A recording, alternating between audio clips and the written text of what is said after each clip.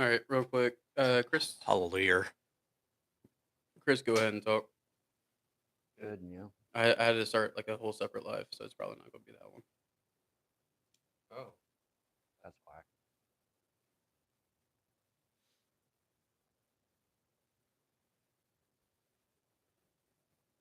Should have put tape on that cup.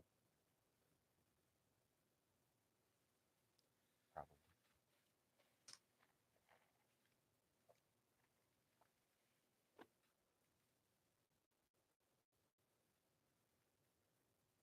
Oh, damn, that sucks. Thumbnail's only going to be on there.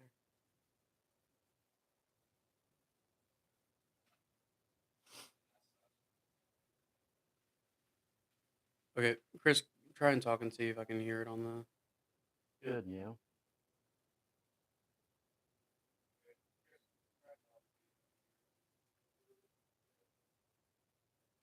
No, you're going to have to kind of just hold on to it. That's what she said.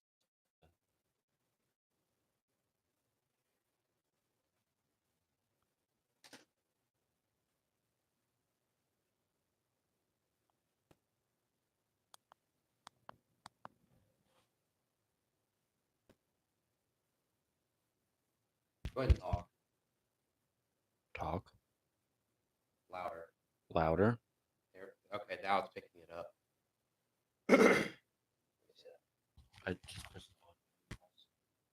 Plus? Yeah. Hell yeah, brother. Okay. All right.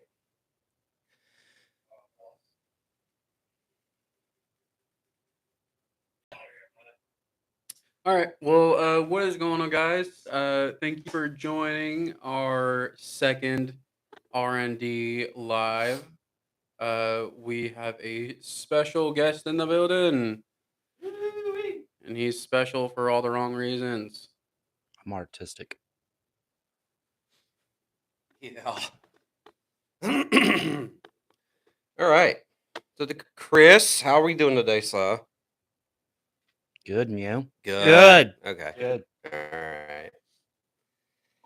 Oh, boy. Do we have some things to say? That's crazy.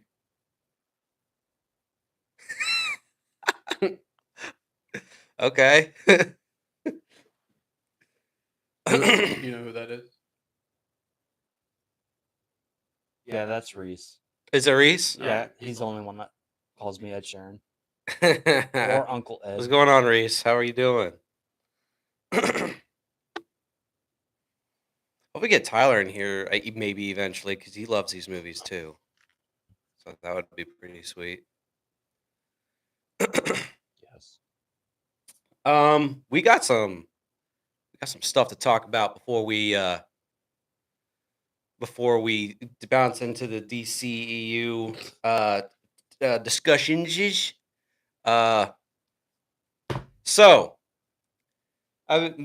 Chris and I've been dying to ask Chris about this. Chris mentioned it earlier. I think it was last night or when was I think it was yesterday.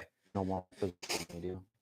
No, we're not going to start with that yet. So GTA 6 decides to not put out any kind of physical media. Mhm. And then Sony and all their problems over there because they are shaking the world right now. So their first announcement before all this physical media stuff, their first announcement was, "Oh yeah, we lose the licensing to these movies that you buy.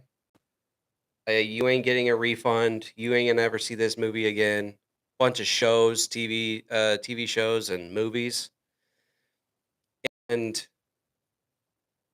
then right after that, they go, "Oh yeah, we're also not making discs anymore in beginning of 2028."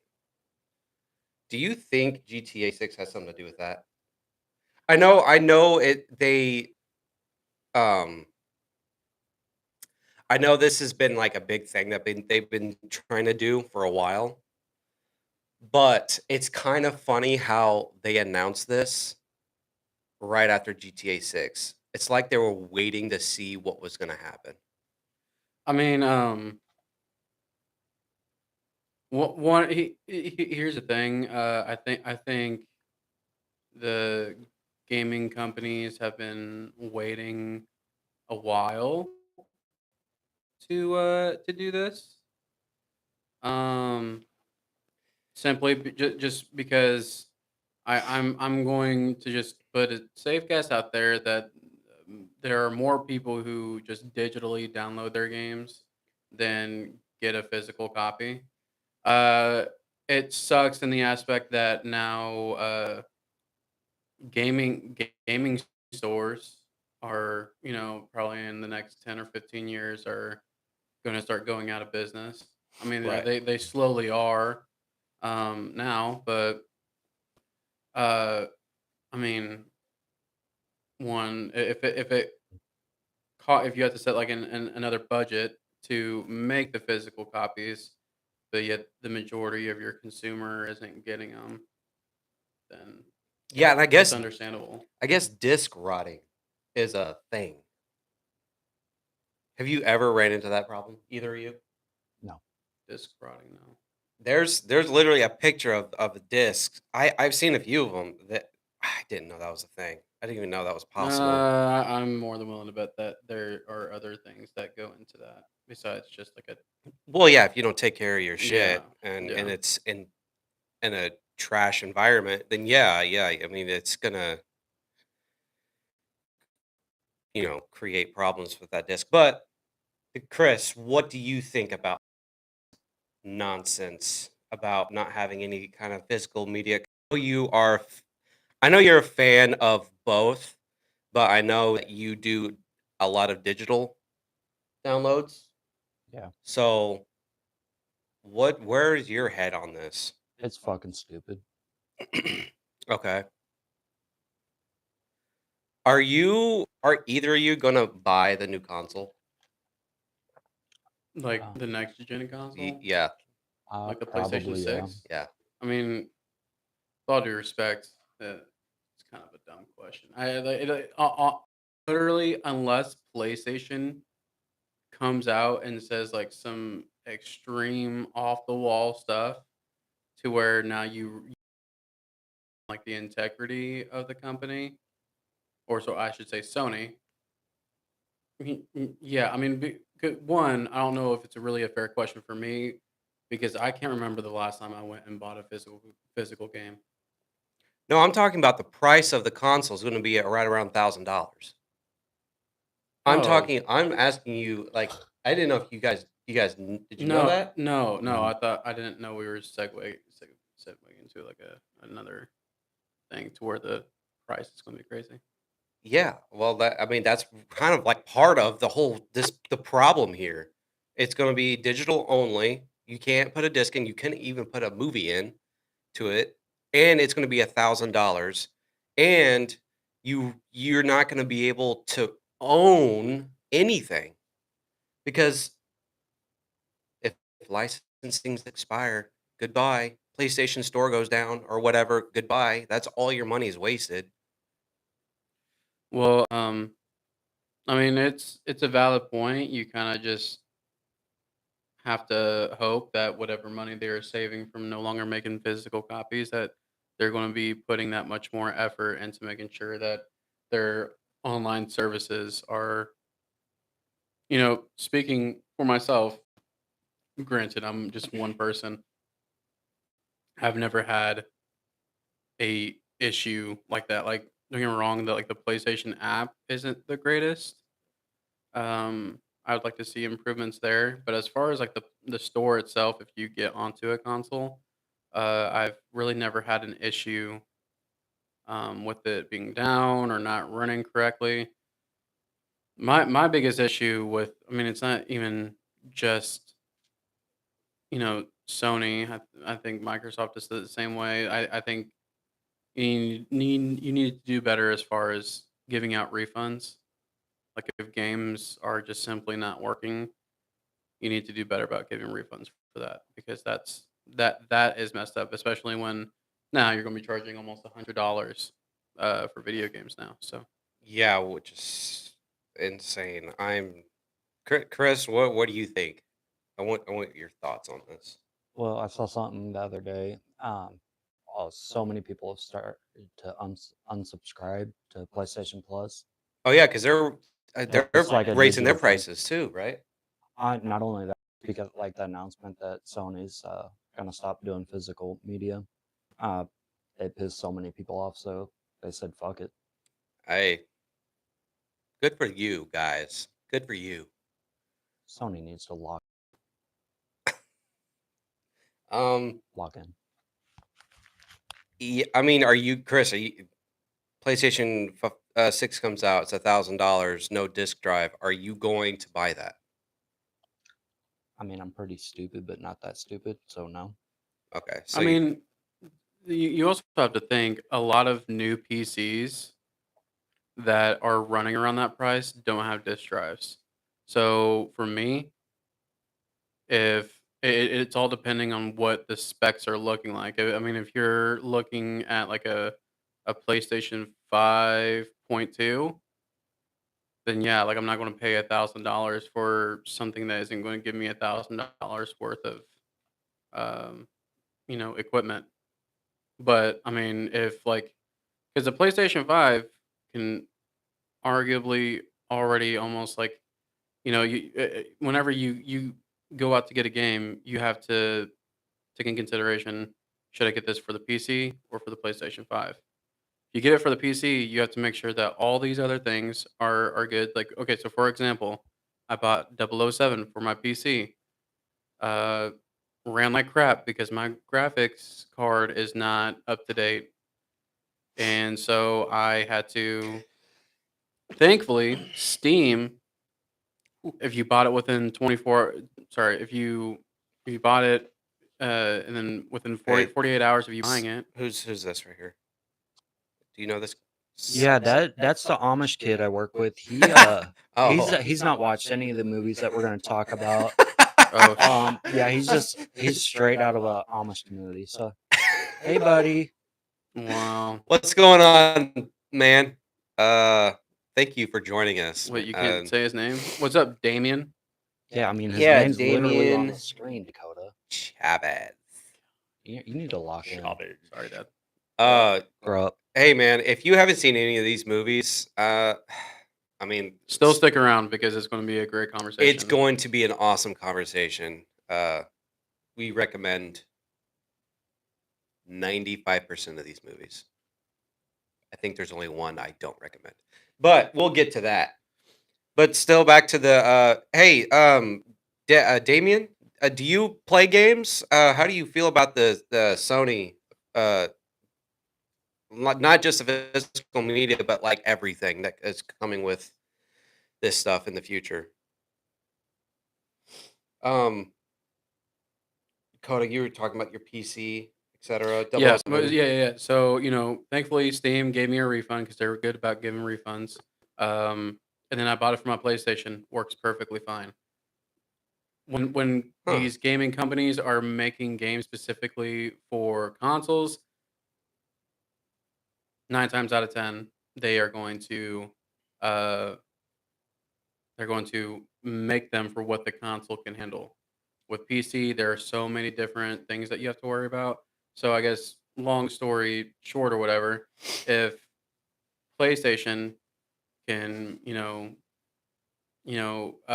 I think the biggest thing is how the frames that you can get on PC. So if the PlayStation 6, if it is $1,000, okay, what like the max frames on a PlayStation right now is like 60 frames. Yeah, that's correct. Like if you can run it up to even 200 frames on the PlayStation, it's $1,000. Yeah, take my cash right now. Can you run anything to it? Is that a thing? I mean, like some high end PCs can run pretty crazy. Okay. So I shouldn't say 200 frames because 200 frames is crazy. At least like 120 frames minimum. What's that? The new There's like a new console coming out. I'm excited for GTA 6. Okay. Yeah. I mean, that's how I feel, dude. That's how I feel. I mean, Yeah. downloading. So people are like, "Oh, you already got to download the game anyway. We have the disc." You don't have to download the entire game when you have a disc. You download like the data, but you don't download the actual game because the actual game is on the disc. And again, I think I don't know how much memory these discs have, but GTA, we were talking about it at work. GTA 6 has it might be up to how much? 200? Oh yeah, our coworker was like, "I'll be surprised if it's no less than 200 gigs." Does he actually sound like that though? No. Yep. Yes. That's misleading. I guess he does, doesn't he? Yes. I guess he does. That's what I agree with. That's crazy.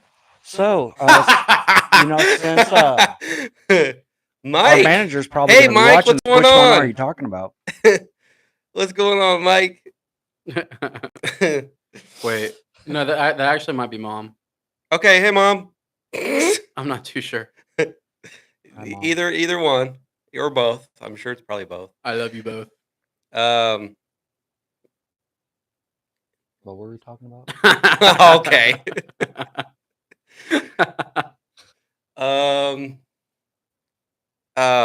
Boy, I lost my train of thought. Yeah. Memories. Yeah, GTA 6. Yeah, GTA 6. Yeah. Chris, what do you think about that? Like not having a disc, getting the case with the code. It's cool to have the case, but just not owning the actual game. That's insanely stupid. Ubisoft started doing that a year or two ago, where You might want to speak up. There you go. Can you hear me now? Yeah. Good. Yeah, there you go. Good. There we go. Wait, how can you see if he's? I can see it on the board here. Yeah. Anyway. Anyway, Ubisoft started doing that a year or two ago.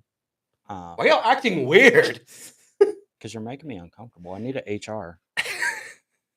But Ubisoft started doing that with their own streaming service or gaming service a year or two ago, where you don't technically own the game anymore. I think it's just a waste of time and money. Aren't you scared, Dakota? You scarred? Like, if for some reason the worst case scenario, PlayStation Store goes down, PlayStation goes out of business, you don't own that again. And so then you can't play that game on that console because it's digital and it's not an actual disc. You just, okay. I mean, yeah, okay, so I guess like my final thought on whether I think it's good or bad. I see both. Me, it doesn't really affect me personally too much because again, I don't buy physical media. Me, that is cause for clutter, and I can't. I don't want that. I can understand people's fears with that. But you can just sell it. Sell it And it won't be for- your problem. No, I know that. Sell it for less, but eventually if you just don't want the game but anymore. it's not even like selling it for less.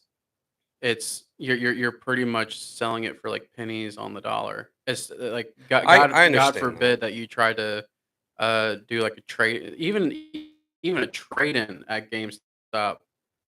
They'll give you $10 for a game that you paid $80 for. Like I think they did what they could to help everyone. Yeah. I think is our stream okay. I think they were trying to keep costs because they had already spent like $2 or $3 billion on this game. But then they're also like, okay, people are going to be pissed off about it. But I guess I don't like. Besides the ooh, let me pop this disc out and slide it in there.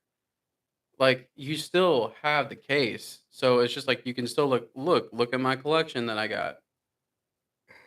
Like that's You, I, I guess Dakota will never understand the.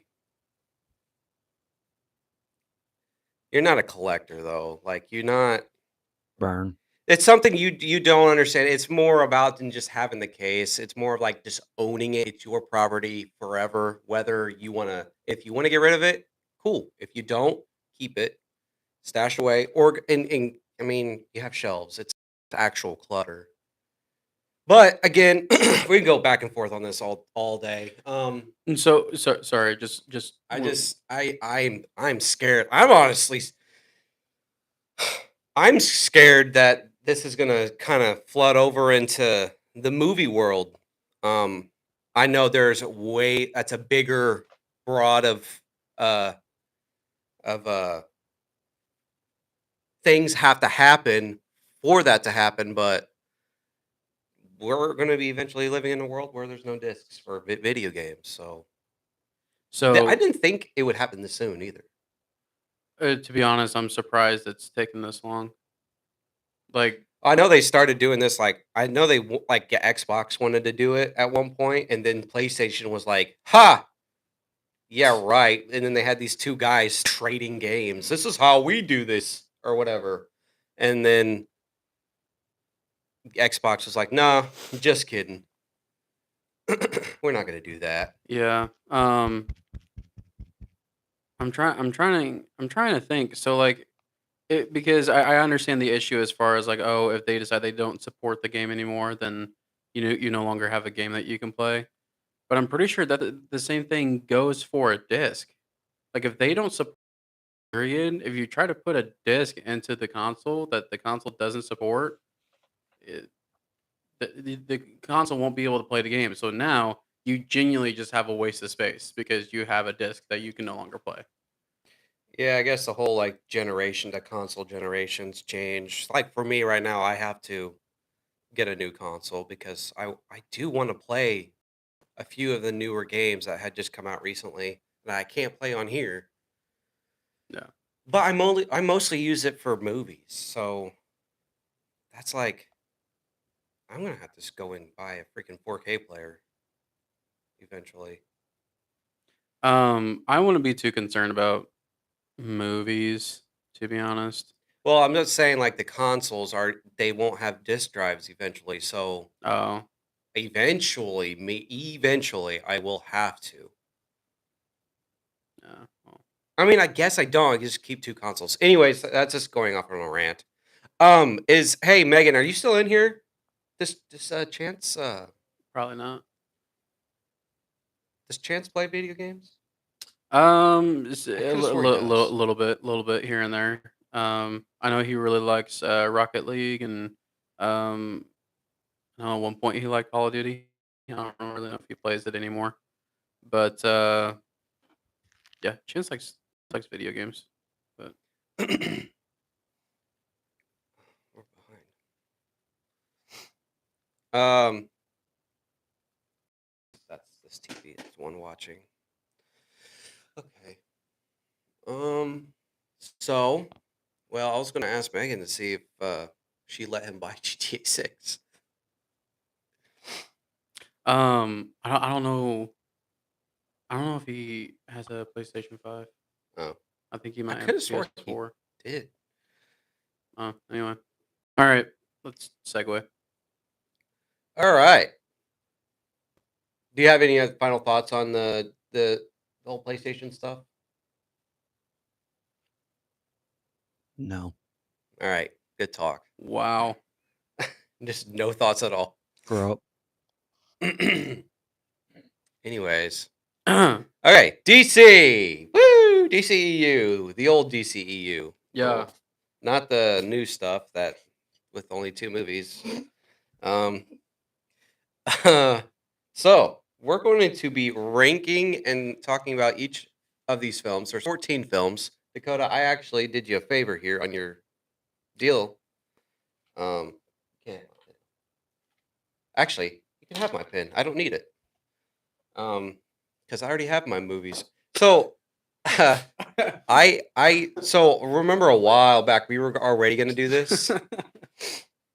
And I already had my list ready to rock. So I didn't have to do any kind of preparation for this. So should we start by just I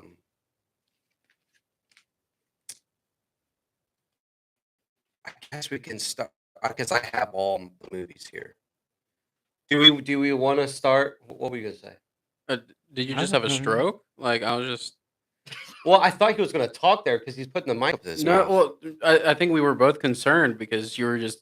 I'm trying to figure out how we can talk about these films in order. Do we want to just talk about them in chronological order, like Probably from Man of timeline. Steel all the way up till the Aquaman?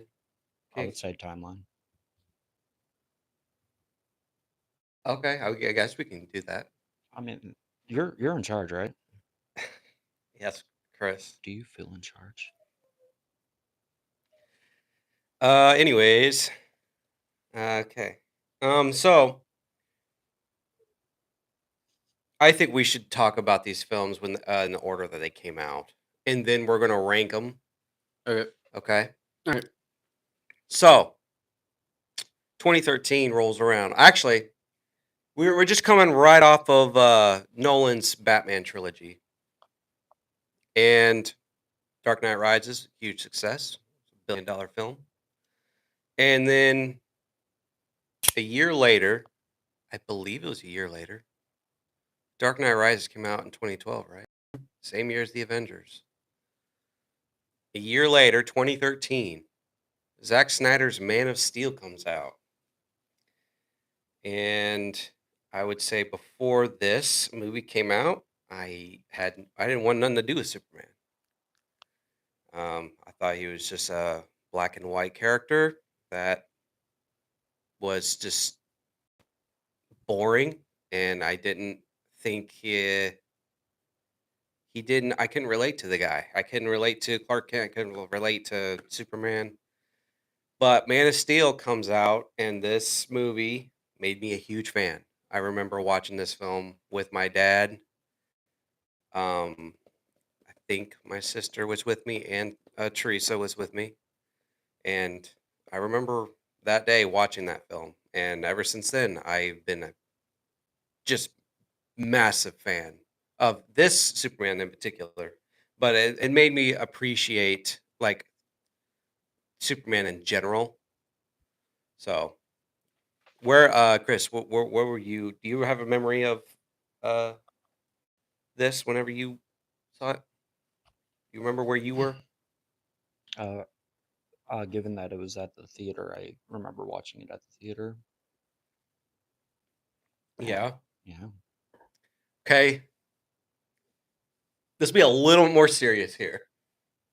Fine. Okay. I specifically remember coming out of the theater, texting you that this was better than The Dark Knight Rises, and you're like, okay.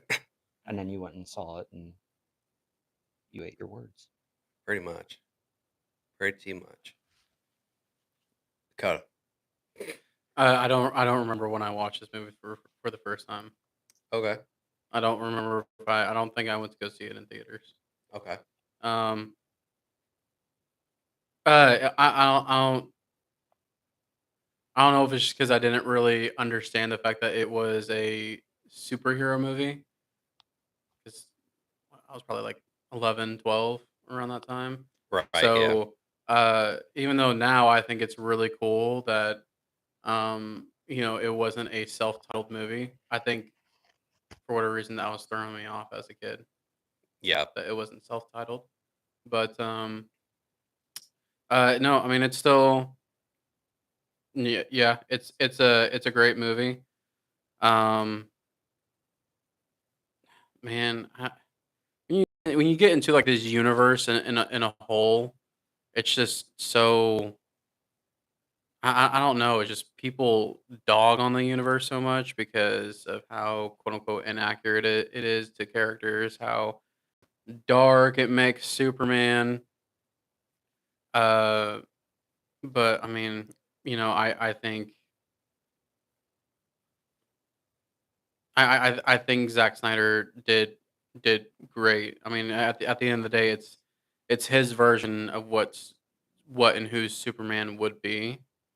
In the You real know, world. In the real world. I'm still, and I will always be disappointed that it ended because what he was setting up, which I believe he was setting up Injustice. I'm disappointed that we won't get that. So I think a Zack Snyder Injustice movie would go crazy It would. Yeah. because he would push boundaries that I don't believe James Gunn would do. I think he would, yeah, that would go crazy. So Well, at least Zack Snyder didn't write Clark's real parents to send him to Earth to take over the world. What do you think about that? Um, th- what a joke. was that a James Gunn thing? Dude, Yeah. that was a full-on James Gunn That's decision. crazy. He- That's crazy. So people don't like the dark stuff, but then that right there is like, see, like Zack Snyder would never do something like that. I don't know, dude. Okay, well, Man of Steel. Where are we ranking it, Chris? We'll start with you. I might give that a solid 8 out of 10. Solid 8 out of 10. Okay, where you have it ranked on your list? Top 5, probably. I would go 3. 3. Okay. Ooh. Okay, Dakota. What about Do you? do we? So I'm sorry, I don't mean to interrupt. Do we want to, even though he just gave us his first one, do we want to save like the specific ranking for a completely different like segment to kind of close out, or do we want to go and just continue doing our ranking as we're talking about the movie? We'll rank each film as we're going, and then will also put it like in like where we rank it on our list of the 14 films. Okay. So we're Chris, gonna rate the do you need a movie piece and of then paper? rank them. Do you need a piece of paper? Yeah, I was not supplied a piece of paper before we That's started. Well, you crazy. said you had your phone, sir. Just charging. Why is it charging? That's Do crazy. you want it? Do you want we it? can we can just share. We can just share a pen. Okay. Get your own pen. Where's your pen? Honestly, I wouldn't be surprised if it's still at my house. It's probably just at my house. Okay. Yeah, write down 14 numbers down. Or, Do 1 through you- 14. Or I'm just gonna, like, as you call them out, I'm just gonna write them down and Yeah, grade that's them. fine. That's Yeah. fine. I mean, Okay. they're not going to see it. Real quick, I'll let you kind of go and do your ranking. Do you know if you have another writing utensil downstairs? Yeah. Okay. All right. I'll go and grab one real quick. Yeah. Check the drawer in the kitchen.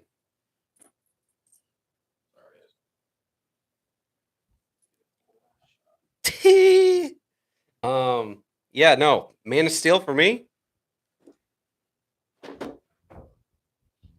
Oh my god, damn. Man of Steel for me. Again, ranked number 3 for me. In my ranking. Right on. And I actually rank that as 9. If I'm rating it, it's going to be a 9. Why 9 out of 10? Because it's nearly a masterpiece. Nearly. So the only part I don't like in Man of Steel is whenever he's going and has to go to the other side of the world to fight the tentacles. The terraforming machine. Yeah, but they're like I think that's what it was I called. don't that moment I really don't like, but then like moments later you have the amazing moment where he's I flying up to go and break the or just blow up the machine. I could be wrong on this, but like the tentacle thing was called Black Zero, and I think that was like it was a Kryptonian from the comics, and that was just Zack Snyder. Like, Dakota, this is why we can't have nice things. But that was just Zack Snyder, like, kind of doing the little Easter egg thing he does. But I could be wrong. I don't know.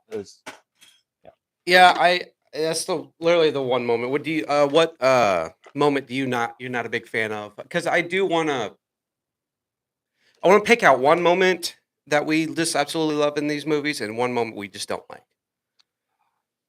Oh, probably say like Lois knowing who he is just from like the start instead of like her figuring it out. Okay. That's like in the grand scheme of things, minor thing, I guess, but it's just the little things. Okay. What about you? What's the question? What'd you love from the movie and what didn't you like? Man of Steel. Um,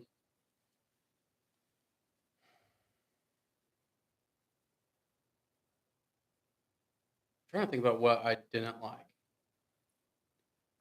Well, I said like the one moment I didn't like was the when he has to go and fight the terraformer on the other side of the world with the tentacles and stuff. He has to he's fighting that Mhm. machine, but then like amazing moment when he's coming up and blowing it up. Okay. I think I I can I don't necessarily believe knowing Clark's character that he wouldn't save his dad. Oh no, you don't like this? It's not yeah, I understand like, I guess like in the origin story like his dad dies like and I get that. Have him die a different way.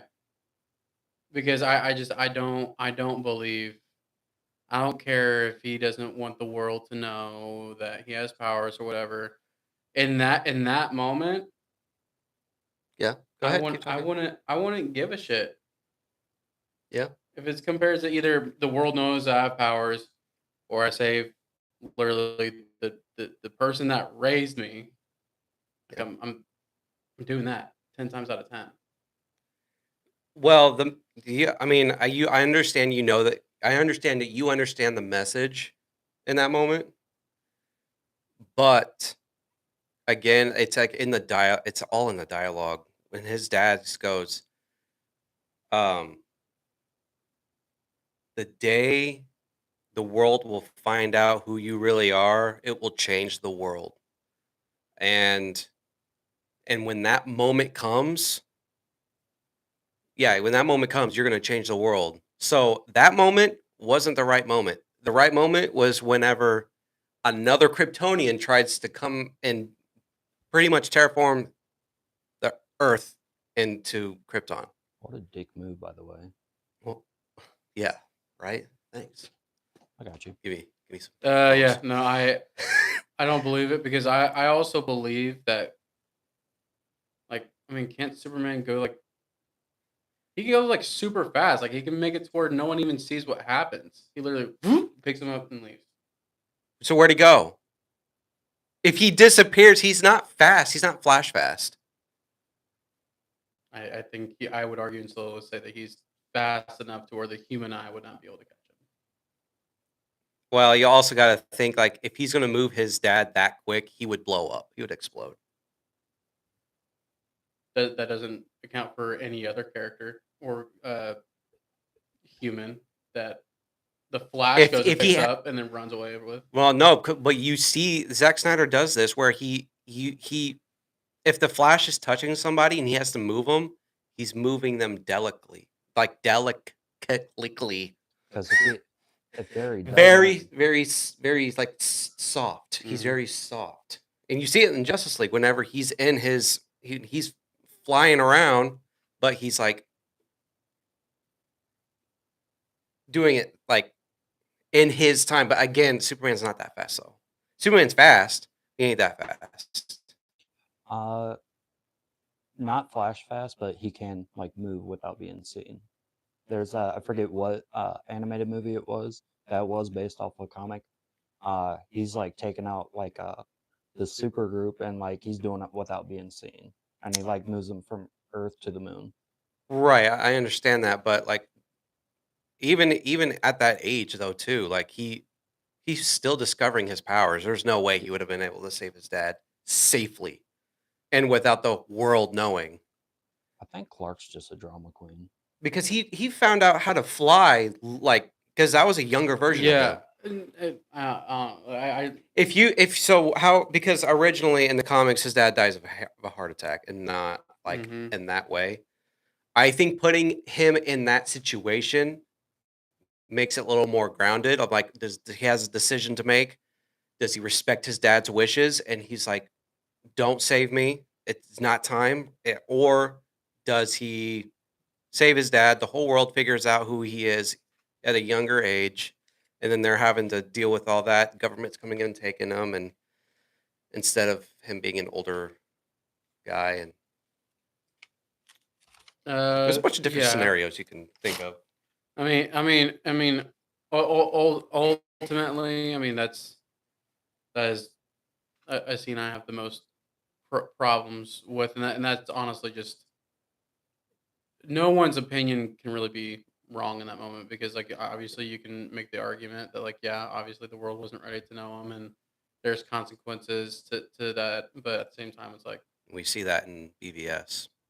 yeah, like okay, so let's say because the world doesn't know that Clark Kent is Superman. Correct. Let's say Lois Lane, Clark is being Clark, Lois Lane's falling off a building. You think he's gonna be like, oh, the world can't know that I'm Superman, or do you think he's going to go save Lois Lane? Are you talking about at that younger age or like when he's an adult? Where Almost he's a little more mature? Because in that car, in the truck, he's like, "You're not my parents." Blah blah blah. So he's being very immature. So like, drama queen. well, How like does he know? Like does he love Lois? Or Yes. oh yeah, he's saving her, without a doubt. He's just saying fuck it. okay. Well, I mean, again, we just go. Yeah, I mean, we're going to go round and round with this. We got to move on. So, and that kind of like proves the point of how great the movie is, though. My only issue is, and like, is that scene where it's not necessarily there's nothing wrong with the scene. It's just I personally believe that he wouldn't. Yeah, he would save him. Yeah. Okay. Sorry. My favorite scene, even though it completely like goes against, I guess what Superman is in the comics. Okay, so there's two ones. The one that goes against the comics, when he kills Zod. Wait, Zod, right? Sure. Wait, what's his name? General Zod. Yeah, General Zod. God, don't mess with me. I was so afraid that I was going to say the bad toy from Toy Story. Which one? Because there's like the one it's Buzz's dad. Zurg. Yeah, I'm horrible with names. Anyway, when he kills him, I think that's awesome. Even though people were like, Superman doesn't kill. Everybody in the next movies just started boycotting him. Yeah, and then obviously when Zod is interrogating his mom and he just rips him through like the entire state of Kansas. That fucking scene when he just like sacks him like through the cornfield and the silos. What? Actually, that would probably be like my favorite part of the movie. You're gonna have to. I'm just gonna hold the. This thing's driving me crazy. Why? Holding it? I don't have a big fancy microphone like some people in here. Well, I think it'd be fine. So okay, yeah. So my favorite moment, there's so many amazing moments in Man of Steel, but I have to say, when he saves Lois, but he hears that his mom is being interrogated by these other Kryptonians, and he fucking and then dude, he just takes Zod and through a cornfield. You think you can threaten my mother? And then he goes through the freaking I don't know what you call them, these buildings. I believe they're called silos. Silos, yeah. Dude, Zack Snyder has amazing action. I love his freaking action. That's my favorite moment in Man of Steel. All right, sorry. Let's go ahead and I would rate the movie 8 out of 10 as far as the DCEU is just garbage, and so it's kind of hard not to put that movie at one. But I don't want to be cliche. But I mean, out of all those movies, that is arguably the best one. So yeah, that's probably gonna be number one for me. Okay. All right. Well, we are going to move on to Batman versus Superman. That this movie pretty much follows up Man of Steel, and amazing time with this film. Even if it was the not the Ultimate Edition, I still think the theatrical cut, knowing that there's missing stuff from it, kind of irritates me. But we have the movie, so it doesn't really matter at this point. We're going to talk about the Ultimate Edition. We're not going to talk about the theatrical edition, okay? Okay. Because that's the actual film. So, Mm. Batman v Superman: Dawn of Justice, the Ultimate Edition. Dakota, do you have a memory whether or not it's at the movie theater? Because I guess you can talk about your theater experience if you want, but it's not that version, so it doesn't really matter.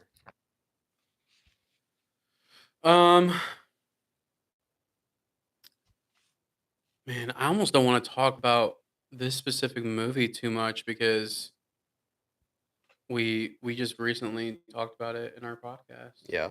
Um, my favorite moment in the movie, whether it was in the theater or whether I'm watching it at home, nothing changes. It's always going to be the warehouse scene. I will say that what I do appreciate about the what is it? What is it called? The longer version. The Ultimate Ultimate. Edition. Yeah.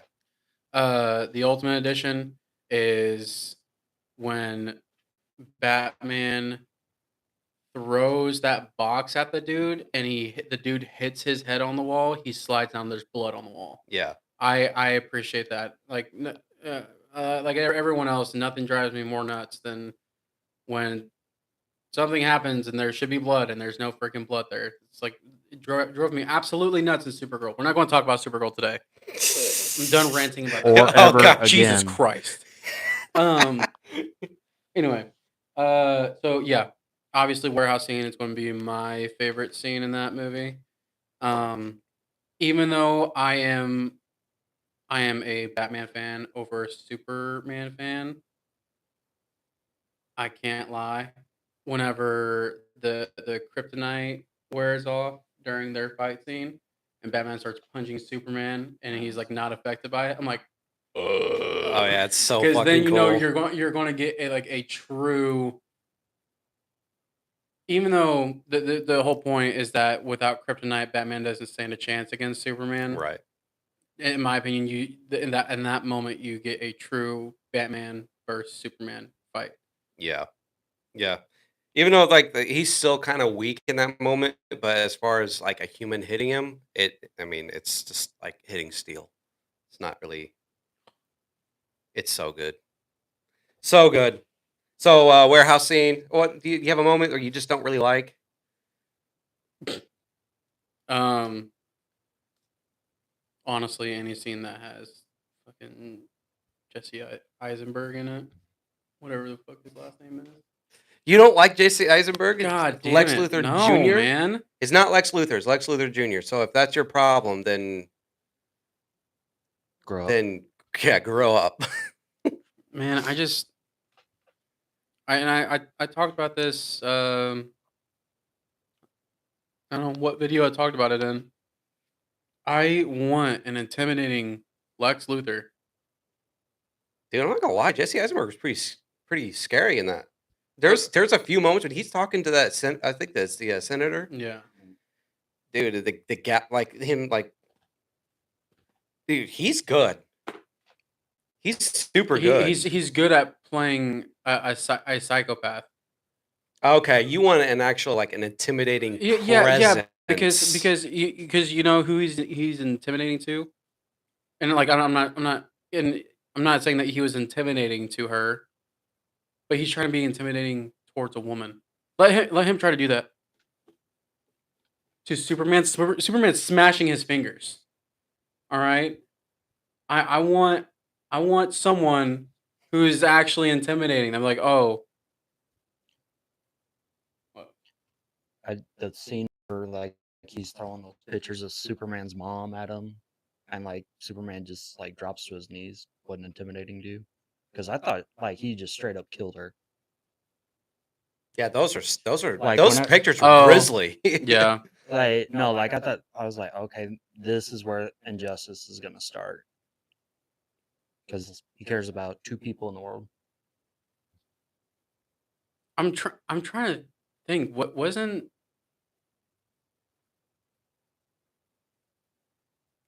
See, dude, I have a whole other problem now. What? What's wrong? I'm sorry. What? So it's never mind, never mind. I'm not going to get down that rabbit hole. No, I will have an answer for you. I promise you. If it's about this film, I will have an answer for you. He'll have an answer for you. So like, okay, so in Man of Steel, Okay.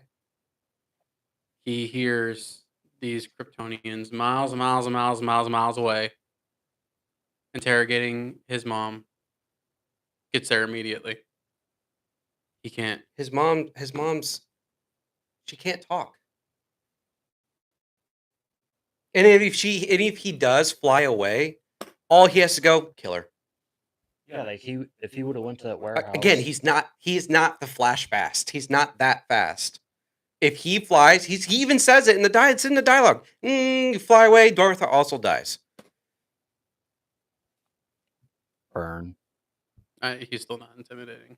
Well, okay, I get that. I'm not going to argue that. Because okay, like he has to give the command for her to die.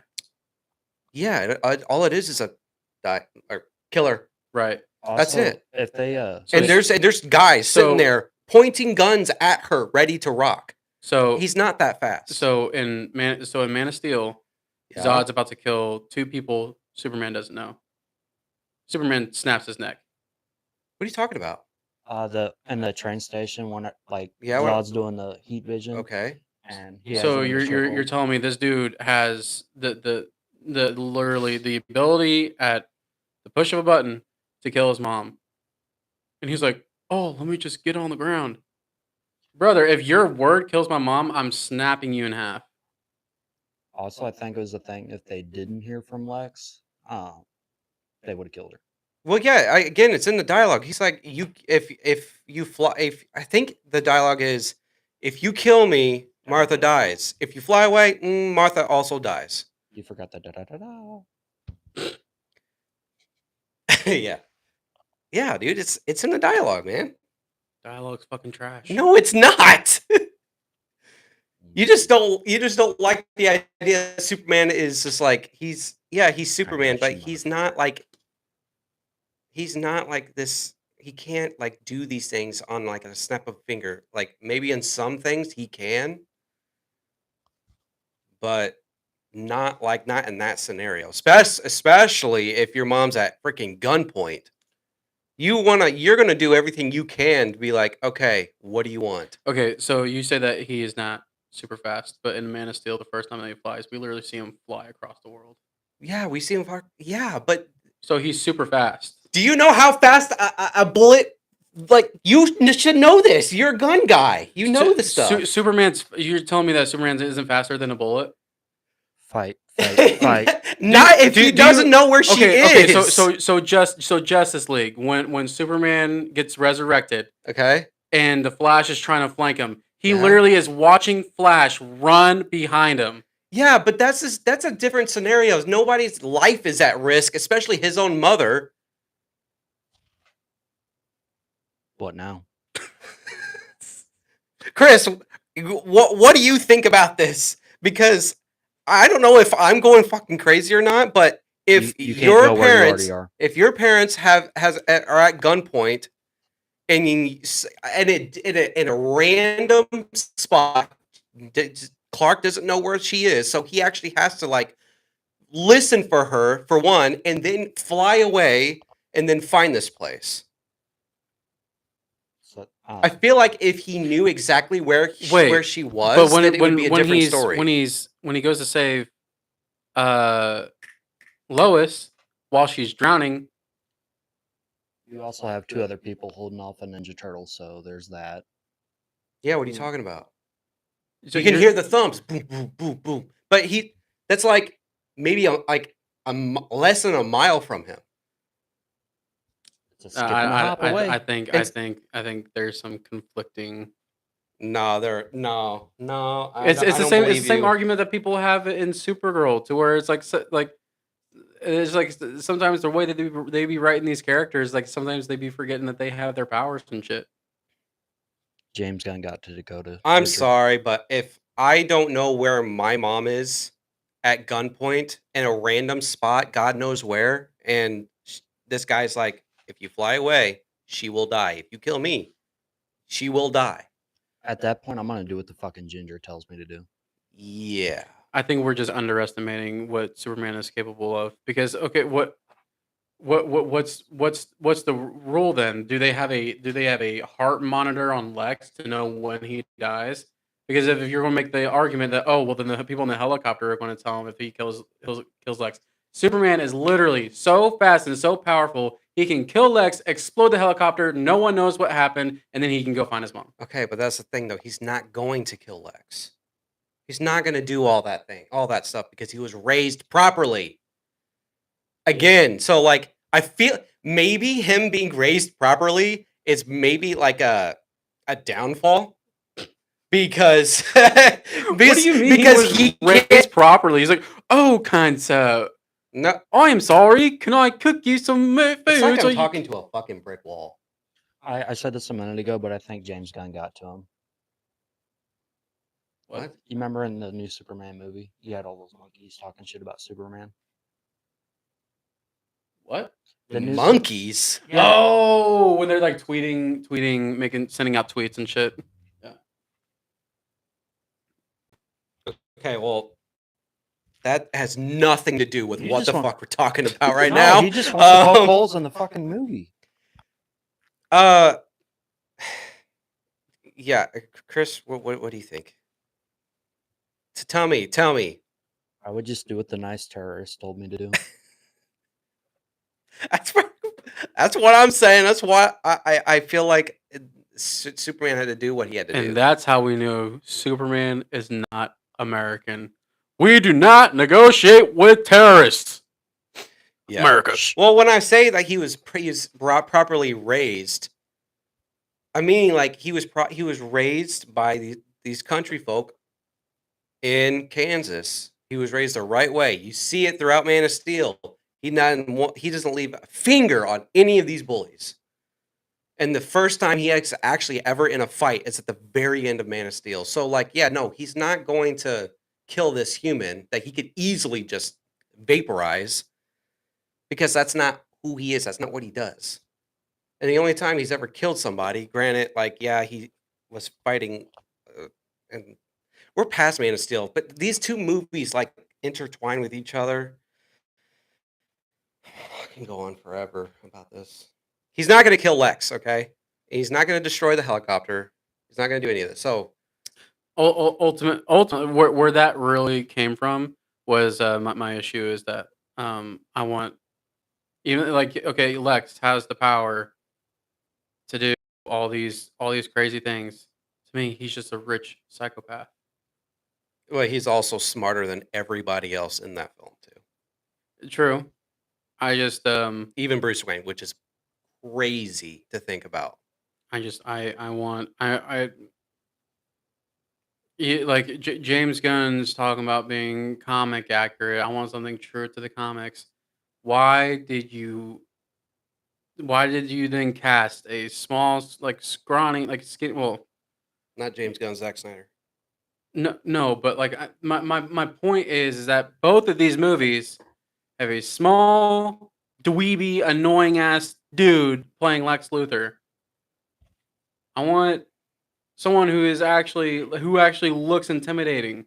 I get that. Yeah. All right. What do you rank Batman versus Superman: Dawn of Justice Ultimate 2 out of Edition? 10. No, I'm just kidding. No. I ultimately I really did like the movie. I'm gonna do a 7 out of 10. A solid 10 out of 10. Number one. Brother. Number one I'm sorry, 10 on the out, list. 10 out of 10. Yes. Yes. 10 out of 10. Batman versus BVS Superman. 10 out of 10. Batman vs Superman is a 10 out of 10. The Ultimate Edition. Yes. Even though this is the second movie in the DCEU, Out of they have already killed Superman. Yes. Yeah, I get that storyline was rushed, but the movie itself, Batman, Ben Affleck's Batman, the best of all time, best live action Batman of all time, best suit, best live action suit, best story. The whole fucking film is literally Lex's plan, his ultimate plan to get Batman and Superman to fight. Ultimately, yes, he loses in the end. What the fuck are you doing? Yes, I think Batman vs Superman, and it ranges a lot. I go back and forth with one or two of these films on my list. Batman vs Superman Ultimate Edition is a 10 out of 10 for me. I think it is a fucking masterpiece, and it might be my second favorite film of all time. That's how much I love this film. Yeah. I'm sorry. Second? I didn't say it in the microphone. Yeah. Oh wow. Oh boy. Okay. Oh wow. Shit. And it is number one on my list. I already wrote my stuff down. And again, I go back and forth with this movie and another one. I'm sure you guys already know what it is. But right now, today, on my list, even from whenever I actually wrote down my list months ago, it is still this film.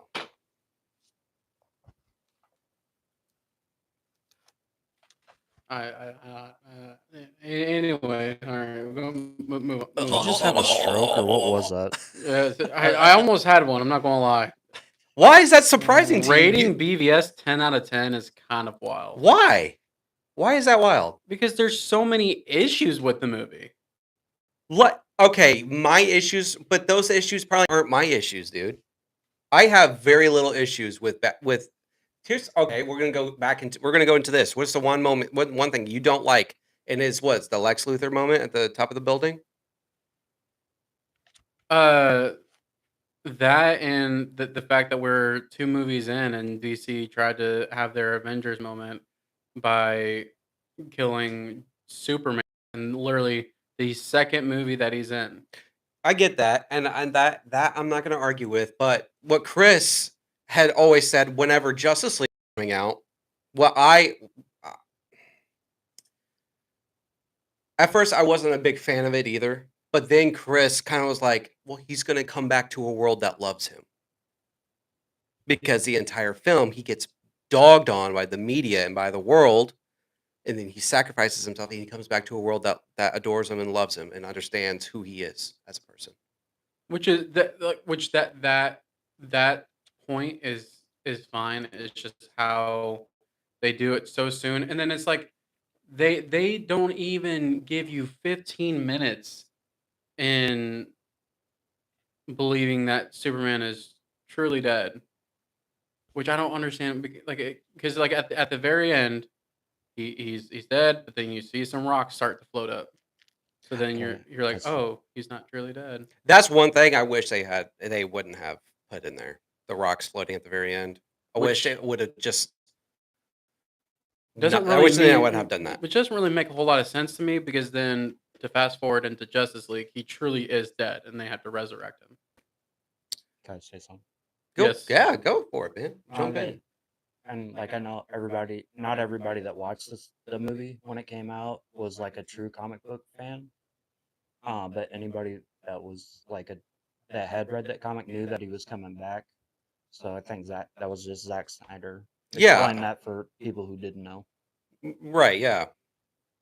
But and also like don't really blame Zach's. I mean, blame Warner Brothers because there's a lot of things that happen in these films. There's a lot of Warner Brothers' fault. There's a lot of hands-on in this film instead of just letting him do his thing. Oh, I don't blame Zach. I blame DC. That's why I said DC wanted to have their Marvel moment. Well, DC is not wasn't its own studio, so you have to blame Warner Brothers. It's DC. It wasn't like Marvel Studios at the time.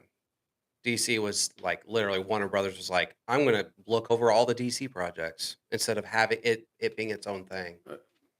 So Warner It's a serious Brothers, Warner problem. Warner Brothers was yeah, fine. Okay. I just that's crazy. Really? Yeah, no, trying to think of a moment that I really don't like in Batman vs Superman because I personally think it's probably the opener to BBS is probably like some of the best in like comic book movies. Period. Of Bruce Wayne going through the city.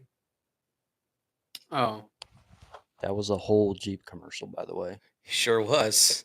It's freaking epic. Dude, it might be the rocks floating.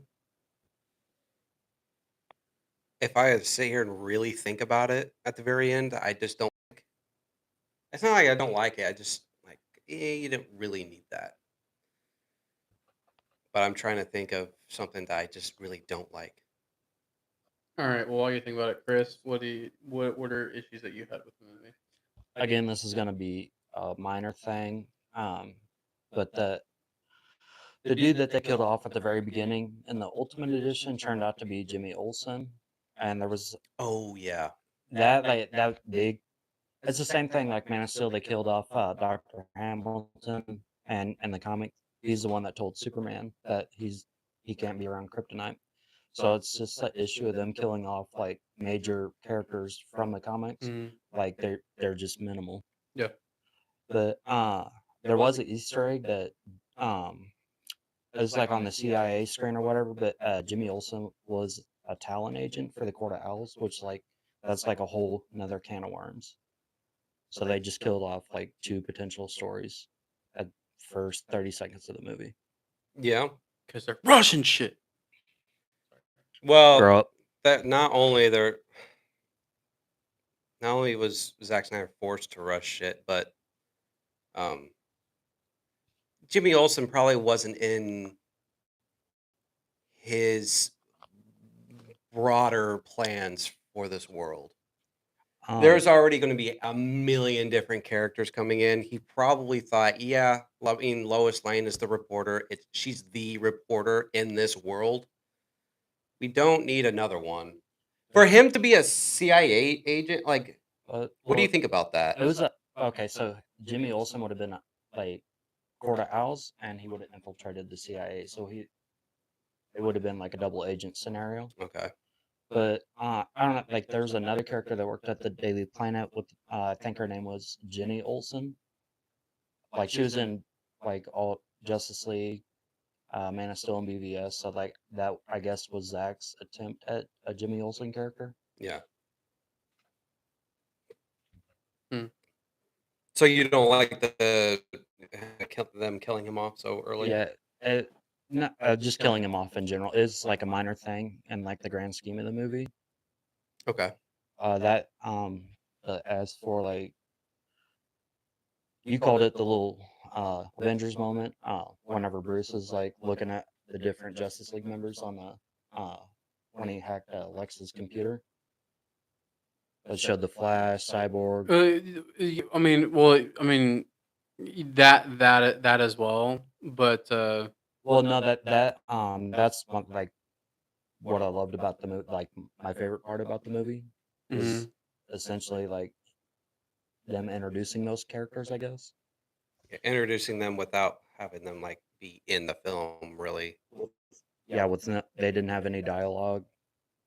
Even though the I don't- logos, I don't- the logos are a little on the nose. So. I don't necessarily have an issue with that specific. It's just more of like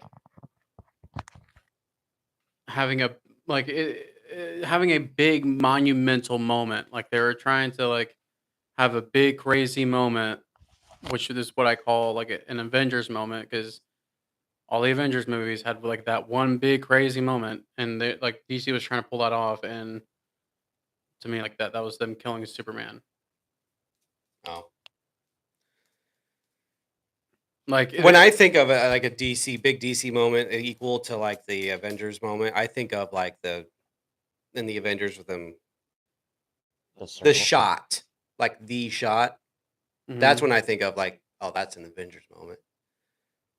The Holy Trinity is like that's equivalent to the When they're fighting Doomsday. Yeah, which I can. Yeah, I agree. Okay, anyway, um, let's go ahead and move on because we are only on our third. Uh, we're not even on our third movie yet. So I'll just make this quick. My favorite moment in BVS is either the warehouse moment or, unfortunately, she's not in the title, but the Wonder Woman intro gets gets my nipples HR. rock hard. Uh, wow, I really was trying to segue, and you just had to add that. Okay. Real quick, can we just keep track of time? It's 12:19.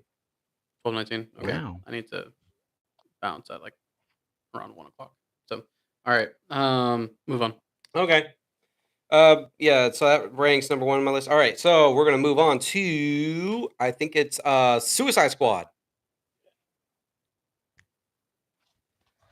Granted, there's supposed to be a different version of this movie out. It got chopped to shit. Again, Warner Brothers sticking their grimy little fingers all in these projects, wanting it to be a fun Marvel film. So that's what they tried doing. Instead, you know, I that mean, it failed. I mean, they made a shitload of money, but it's still a chopped up mess. mm-hmm. I still like it, but it's not up to par to what I feel like the film was going to be. Because if you go and watch these trailers, the very first trailer for this film, it is very dark, it is very dour. It is what the movie. I mean, it's follow up to Batman vs Superman. So this was the whole world was supposed to be like this dark, grim feeling. And then in the next trailer, it's like this fun music video thing with all this music. Like, mm-hmm. okay, this is super different. So that's what happened. So, what do you got for Suicide Squad, Dakota? Not gonna lie, I haven't seen this movie in years. So I can't. I mean, to make it short and sweet, it's not a very good movie. Like you said, it's very chopped up. We spend the first quarter of this movie getting extremely rushed introductions to these characters. Um, you, I think Joker and Harley Quinn, in my opinion, deserve better introductions than introductions into a movie where you have to introduce all these other relatively important characters. I think one like it should have been in a solo Batman movie, or if you wanted to do another Superman and Batman movie, to where they can get introduced. It's just like I think everything was extremely rushed. Everything is super choppy. The first quarter of this movie goes by super. Oh, I should say the first third of this movie goes by super quick, Yeah. and then after that, it kind of just it lulls, and it's not very good. It's not very memorable. It's just it just feels like it doesn't know what it's trying to be, because there are some pretty dark moments in the movie, especially Mhm. when you're talking about the witch. Like Mhm. those scenes, I'm like, damn, like this is dark. and like it can even go on the borderlines of like kind of like creepy. Hmm. But then like the next scene, it's like Harley and Joker doing stupid shit. So it's just like it can't. It's just all over the place for me. Um, if I had to pick a scene that I really enjoyed, I really liked uh Deadshot's shooting range scene. Okay. I thought that was pretty cool. I really liked his capture scene when Batman captures him Yeah. because that scene shows that Batman has a heart Hmm. because he's like, don't make me do this in front of your daughter. Right. I really appreciated that. I think Um, all the Batman scenes are so great. yep. It just makes the world feel bigger. Hmm. Feel like they're more connected. Nope, for sure. But then talking about what I don't like, I mean, there's a lot. Yeah. Just pick one. Honestly, and I hate to say this because Joker is one of my favorite characters. Okay. Any scene that Joker is in, I don't like. Really? You don't like Okay, them okay. all? Maybe the scene that was in the trailer that was like it kind of made you feel like this. I was like, oh shit, This be a sinister like guy. that we could get like our like whatever. But Jared Leto sucks. He just sucks. I remember watching like the first teaser, and Mhm. it didn't show who he was doing that whole "it's gonna hurt really bad," and Yeah. I remember telling him I was like swearing up and down that it was gonna be Jason Todd, and then I saw that scene, I was like, eh. Oh really? Yeah, just because we got that little tease of the Robin suit, knowing like Joker had fucked him up and Yeah. like Ben Affleck's Batman's past. Mhm. Uh, like just that was something I was super hyped for. And then whenever the movie came out, and it was just kind of a small letdown. I know Chris was high on this film when it came out. So high that I got a tattoo Yeah. Yeah. or 4. Um. So where are you at right now on it? You. Uh, and you guys are gonna judge the fuck out of me for this, but that's number 2 on my list. What? Yeah, Oh, whoa. just like how much I love the Joker, and I'm not a hater like Dakota. Just because they did a little bit different version of the Joker in this movie. I can appreciate It was that. ballsy. It's a very different. I know Joker's supposed to be like more of this mob dude who doesn't really care about anything else but destruction and mayhem. I do appreciate that they did something a little different. The tattoos are a little much. He could have just Um, went for like 4 like me. but Zach kind of fixed him and his Justice League film. So Eh, what do you mean? Eh? Okay, we're gonna get to it. Cause I swear to God, dude, that moment at the very end of Justice League is so good. do you need a chill pill? That was really aggressive. No. Yeah. All right. Okay. Go ahead and say, Richard, what was your favorite scene? What was the scene you disliked? So, I guess the stuff I didn't really like. I mean, really, just the movie's editing. Honestly, it was chopped to shit. Things were removed. A lot of the Joker stuff was removed. A lot of the film itself was just. So I wouldn't say the movie as a whole I have a problem with. Um, moment I actually really really like. I also don't like the music. Take the freaking music out. I don't like. It's like a legit like the first half of the film is a music video. But the one thing I do love though is when they're all sitting at the bar and Pyro. I think his name Pyro, right? El Diablo. El Diablo, whatever his name. Diablo? Diablo. He's one of the bros. That he's talking about uh him killing his family. And so that's the reason why he's been wanting to be locked up this whole time. He didn't want to join the group, but he did anyways because he is a good dude. He just didn't know how to control his powers. That moment is really good. That's a really great moment. So, Nice. Oh. so I rank Suicide Squad. Don't look at my list. 9th. out of these films. Do you remember what the original plan for that movie was? No. Instead of whatever. Oh yeah, Steppenwolf. Yeah, and like all those little whatever the hell they were going to be parademons, and I think it was just a missed opportunity to see El Diablo fight like one of the new gods, in my opinion. That would be sweet. That would have been sweet. But instead, we got that I mean, the fight was still. Enchantress thing She, at the end. she looked like one of those car dealership air things when she was doing the belly dance. What do you think, Dakota? About what? That was Dakota, everybody. Okay. Yeah, where do you rank it? I have it at 9th.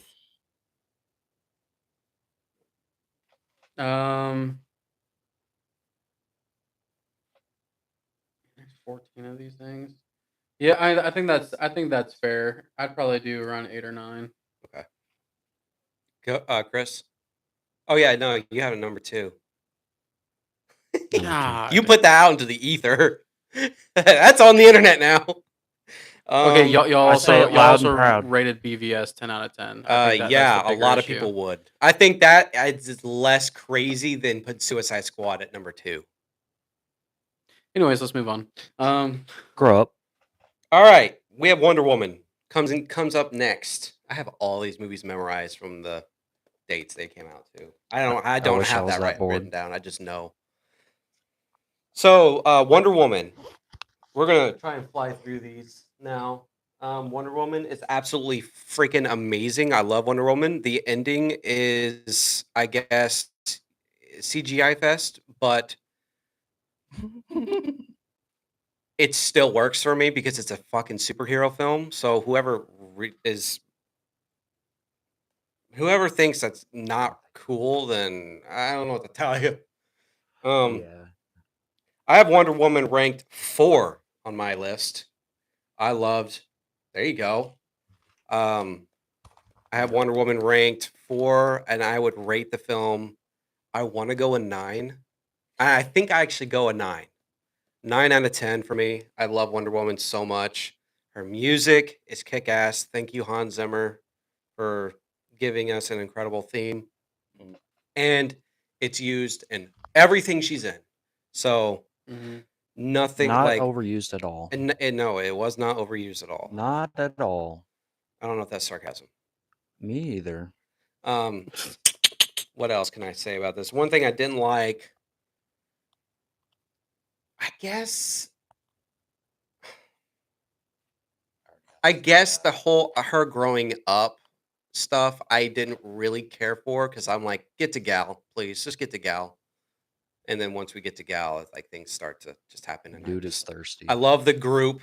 I love all of the guys. Chris you didn't Pine like is great. what's her home Mascara. The mascara. I really like that stuff. I think it's cool. I like the way the island looks. I just don't like the whole I'm glad they kind of got it out of the way at the very beginning of the film, and they didn't do the Batman Begins and Man of Steel thing. But I think that's my only gripe with Wonder Woman, and this is just on the fly. Like I'm really trying to think about this. But yeah, no, go for it, Dakota. What do you got? Man, I'll be fully transparent. I remember that that I enjoyed the movie a lot. Besides the end scene, the final boss scene. I can't really go into much detail because this is another movie that I have not seen in years. But I do.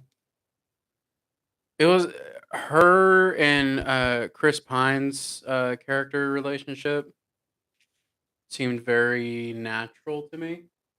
I would agree with that. Yeah. So Absolutely. I really appreciated that because sometimes, especially in superhero movies, the relationship can just seem very forced. Yeah. But the two characters fit really well together, and I think Gal and Chris have really really good chemistry. Right. Like when what you look for in any kind of movie relationship is when the two are looking at each other and you can be convinced that like they actually have true feelings for each other. Right. So, I really appreciated that. Okay. What do you so that was your favorite moment, the relationship? Yeah, which I don't know if you can really say moment. Again, I haven't seen the movie in years, so to be fully transparent, I don't know if I can give my favorite moment. I remember how good the movie was, and then the final boss scene. Like that's how you end it.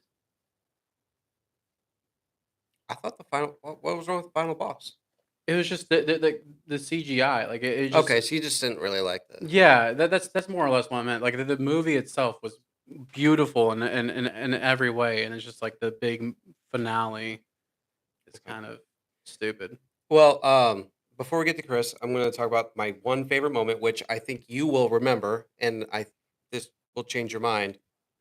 The battlefield moment, the no man's land moment, when she is like, you know what, I'm going to take care of this shit myself. She puts down her hair, puts on the tiara, goes up the ladder, slow motion, music's building, and then she's on the fucking battlefield, just taking on all these guys by herself.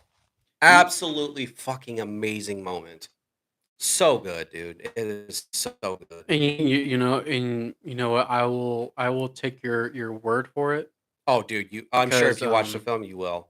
yeah, which you Dude, know the shot overhead of her standing there with her shield and there's just bullets are flying off of the freaking shield is so good. It is so good. All right, Chris, go for it. Yeah, I would agree. That would probably be my favorite moment is the battlefield.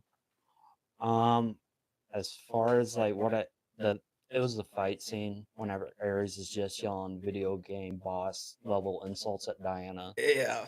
It fucking killed me. But yeah, I'll give that 4. That'd be number 4 on my list, and then yeah, 10 out of 10 on that one.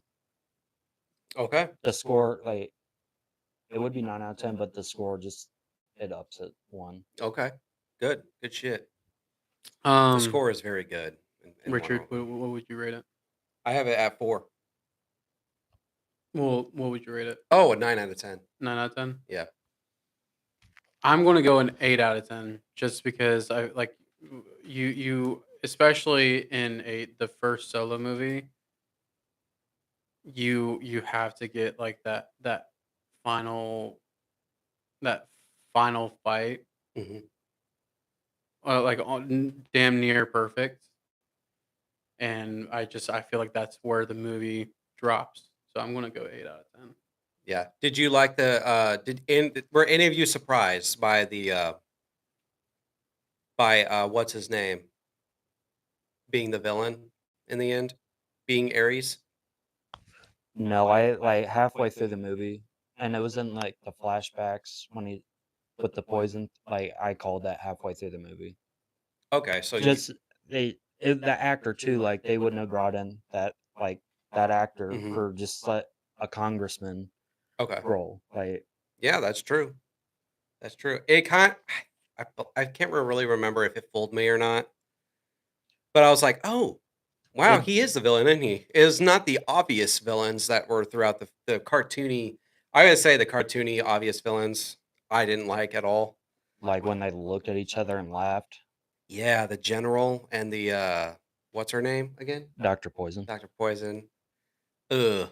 There is one moment in the film it was cringy. She's like, "It's gonna be terrifying," and she looks at Dun the dun camera. dun. Cringe. But go ahead. No, I have nothing else to. Oh, you don't? You have Mm, nothing else? Okay. mm.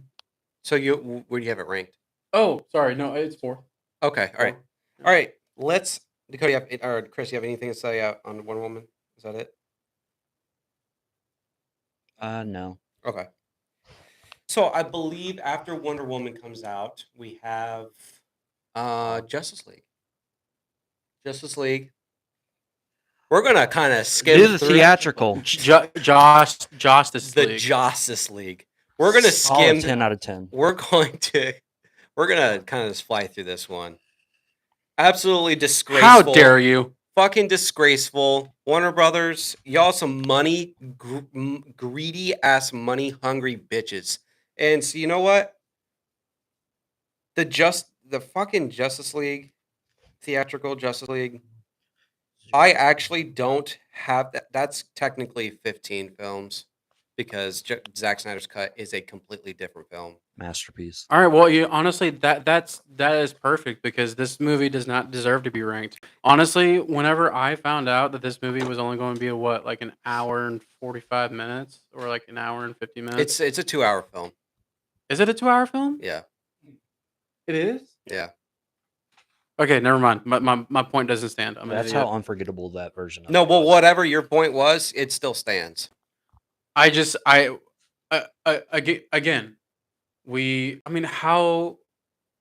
wonder how long the first Avengers movie was. Because the first Avengers movie, you're getting introduced It's 2 hours and like 20 something minutes.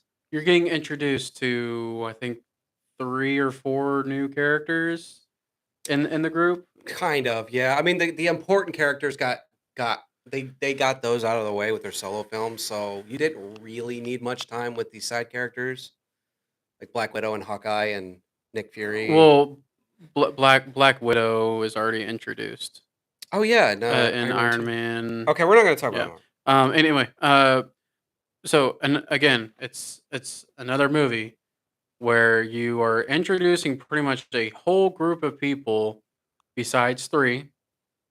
Well, so then I guess it's just only the other couple, but it's just like it just felt super rushed, obviously, super choppy, and it not it's not good. In Richards, it's not good. It's not good at all. It's not good. Yeah. This is not. Yeah, no. I am going to rank this at if we're going to rank this movie, it is going to be 15th. It is undeniably fucking bad. Movie's a Frankenstein of a film. CGI. I mean, Henry Cavill's CGI'd his mustache getting CGI'd out. Absolutely, and that's the first thing we see in the movie too. Question: Ah, Does I don't- feel like I know the answer to this question. Does Superman at any point ever have facial hair? Yeah. So why the fuck do we need to CGI his face? Because it was a full beard, not just a mustache. Yeah, and it was a mustache for Mission Impossible. That- Right. Yeah. Right. So Paramount was like, "No, we're not. He's not shaving the mustache because he's in the middle of shooting this film. We're not gonna put a fake mustache on him." So, I go ahead, Chris. I got nothing else to say about this piece of shit, trash ass movie. I don't know which one I like more, is Supergirl or this film. I think it might still be Justice League because you got all these characters. Yeah. I don't know. Yeah.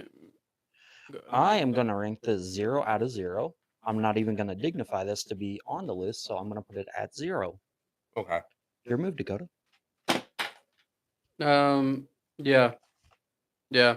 I mean, I guess you have to give the movie at least a couple points because this is technically the first movie where you're getting introduced to these characters. So there has to be some good feeling there. But that is all I'm giving you. I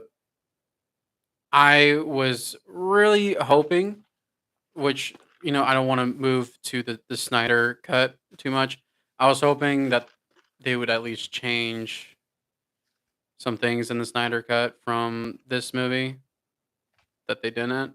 But anyway, but that's all. I'm giving this movie a 2 out of 10, and those 2 points are simply because we get introduced to these characters. Yeah, I'm probably gonna give it like a 2 out of 10, only because there is a small bit of Zack Snyder stuff in this film that they didn't take out. And mainly it's like, I mean, my favorite moment, I guess, which we're gonna get to the Snyder cut soon, but him fighting the Justice League, Clark fighting Mhm. the Justice League. That's still that right there is still that's all Zack Snyder. There's some stuff added in later for Zack Snyder's cut. Kal-El, no. Yeah. Oh, Yeah. I don't. Something's definitely bleeding. Oh God, dude, I can't stand all of Batman's dialogue in this movie, dude. I can't stand No, it so much. that's Clark's dialogue right there. No, that's Batman.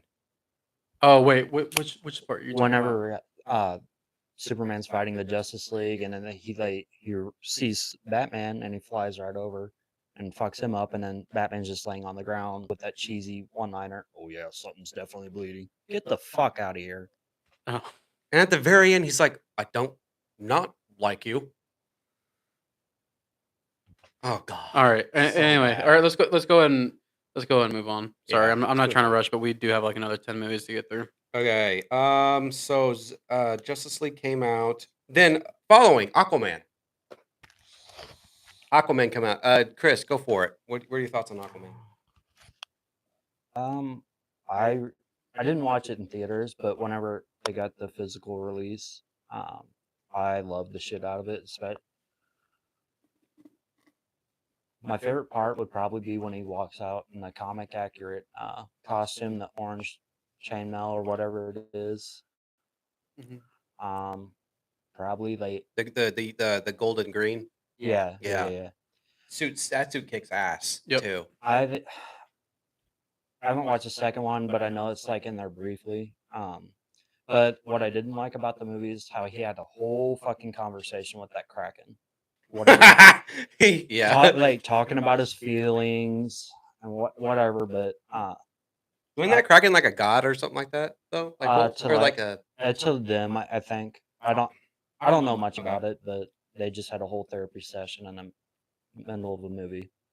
Whatever. I would probably 8 out of 10. I would probably put that number 5 on my list. okay. Okay, go for it, Dakota. What do you got? You Yeah. No. I would agree. I'm honestly where Chris is at. I'd probably put it at 5 as well. Uh, I Copycat. I really enjoyed the movie. Um, I'm trying to think if there's really anything that I heavily disliked about the movie. I mean, I got one. What? Amber Turd. Preach. Okay, I mean, like, besides The actual actor. yeah, the because if we're gonna say that, then I completely fucking despise the Flash.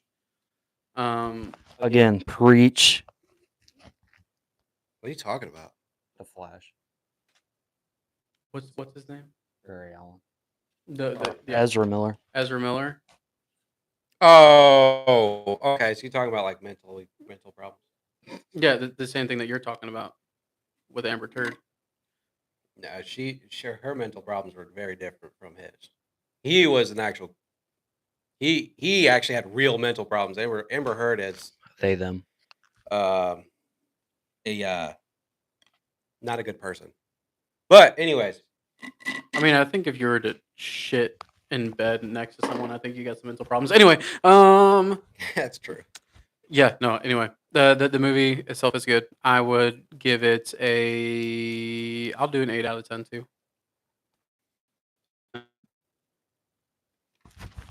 Lock in. 8 out of 10. Okay, so Aquaman for me, I loved Aquaman ever since it came out. Some people dogged on it. The first poster came out, and people are like saying Finding Nemo wants its poster back. But I love Aquaman. It's great. I think casting Jason Momoa is what Aquaman needed Mhm. because this character would have been memed to shit if they would have went super comic accurate because he is the butt end of the joke of the Justice League. And I love that Zack Snyder was like, know what? We're going to give this super kick-ass dude who people really can't hate. Yeah. And I rank Aquaman 6 out of 10. And yeah, I rank it at 6, and I rate it. I probably want to say an 8. I really enjoy the shit out of this movie, and this was the first billion-dollar film in the DCEU, and I think it That's was crazy. the only billion-dollar film in the DCEU. Yeah, because all the women went from. Can you blame them? No, he's dreamy. I have to admit though, Amber Heard, dudes. This was before the Amber Heard problems, but I'm not gonna lie, Amber Heard, that red hair, she's pretty scalding in that film. But nonetheless, I can't really think of anything I hate because I haven't watched a movie in a minute. What I do think though is it's pretty funny because it's like they came out with Aquaman and the underwater scenes were all super cool. I love the score for the film. The score for the film is great. Mm. But then like Avatar Way of Water was like hold my beer, and their water effects was just like on another level. Sorry, that was delayed. But I can't really think. I think maybe the squid, the big octopus kraken thing, might be the one part in the movie I'm like, I don't really. Okay, whatever, fine. That Kraken really said you ain't shit. My favorite moment in the movie is, I think, probably where he gets the suit. Too. Yeah. That superhero moment. Yeah. But yeah, no, that's what I got for Aquaman. Okay. Shazam next. I think Shazam is next. They came out like pretty close to each other too. Yeah. So Shazam. What do Chris? Well, what are you? What's your thoughts on Shazam? I thought like it was really funny. Like, I mean, like that character is like a kid at heart. So I thought like it was like the little comedy that the DC needed. Yeah. It was cool that they tried to do the Superman thing at the end. That's like the thing I hated. That's super Like they disgraceful, cut Bro off at the neck. Honestly, like any scene like where he's using electricity flying around, like I just genuinely love that movie. Yeah. Oh yeah. I would like again 8 out of 10. I'd probably put that at 7 on my list. Okay. Dakota. Chris, you look at my. Did you look at my shit? No. Okay. Go for it, Dakota. I promise. Go for it. Do it, lady. No, I like this movie. I remember seeing this movie in theaters. Yeah. We got to go see it in IMAX. It was pretty cool. Yeah. Yeah. Wasn't that in Branson? Mhm. Yeah, I remember Yep, that. for Grandma's birthday weekend, I think.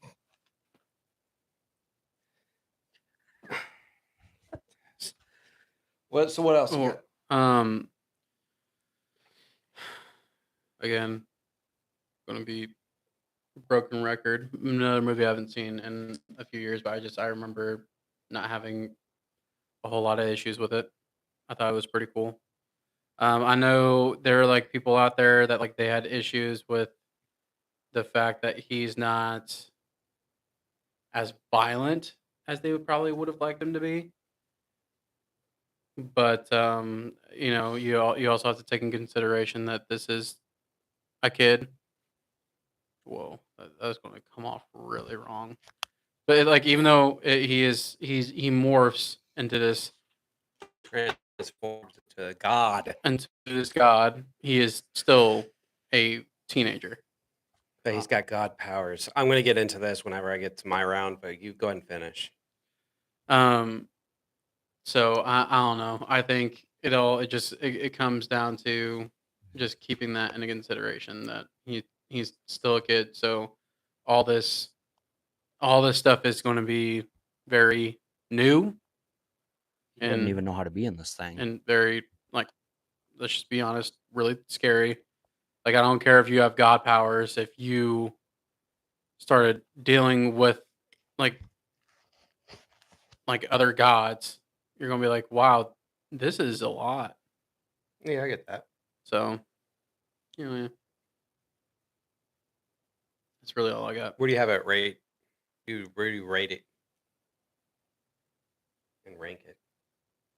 I'm kind of just going down the list right now, but I'd probably have it at 6 Okay. under Aquaman. Okay. Um, dude, I honestly I think I've only seen it once, Dude, movie's and so good. that was when we went to go see it. But I still remember bits of it, like it's faint and it's probably cliche because it was in the trailer, but I still think the gas station scene It's is funny as funny. hell. Um, I think both. I think I forgot what his foster brother's name is, Freddie. but I think they casted that kid right because he was able to have great chemistry with. Is his name Billy? Yeah. Billy Batson. Yeah. And then his brother's name is Freddie Okay, so Freeman. I think that he has good chemistry with Kid Billy, hmm and then God Billy, or Shazam, I should say. I think they did a really good job casting all three of those. I forget what the actor's name is that plays Shazam. He does a fantastic job at he looks the part, but he also he you can tell that this is a kid in a god's body, pretty much. Right. Yeah. Yeah. Zachary Levi did a damn good job Yep. at portraying that. Yep. So Okay. Shazam for me. I loved it. I think we all agree that this is an awesome film. yep. And can we all agree that this is a Christmas movie? It's about as much of a Christmas movie as Die Hard is. I just wanted to say that into the camera. Continue. Wait, didn't it come in April? Come out in April? Yeah, but it's it's Okay, I was legit during because I Christmas. wanted to make sure I had my because I could have swore that that's when we went to go see it. It was behind the scenes. It was our grandma's birthday weekend. We were in Branson, and then we went to go see it because Branson has an IMAX theater. So, Yeah. but yeah, no, because there's a lot of Christmas. A theme in lot of this. Christmas things. I- It's snowing and Yeah. there's There- Christmas lights, there is a Christmas guy in a red trees. suit. I take that back, yeah. I love Shazam. It's so much fun. It is what the DCEU needed at the time. The comedy really works for me. Zachary Levi is funny. And I also think Freddy is hilarious in Mhm. this film too. Though I do have, and I'm just gonna. It's pretty much going back to what Dakota said. I am one of those people who have a problem with a godlike figure punching another godlike figure and them not going through a building and only crashing into a building and making minor damage. I Shazam has the powers of it's just as strong as Superman if I'm correct, right? He's got He's one of the few characters that can fuck Superman up. right because because of the of magic. right. So he's literally got the powers of Superman, and for an exception for some things. But I understand why the action wasn't the way it was. But if you have a movie like Man of Steel, those guys are gods punching each other, throwing each other around, blowing shit up. I expect to see the same thing with Shazam. Mhm. But I do understand why because it's more like a family friendly type of feel because it is Shazam. It's for the kids.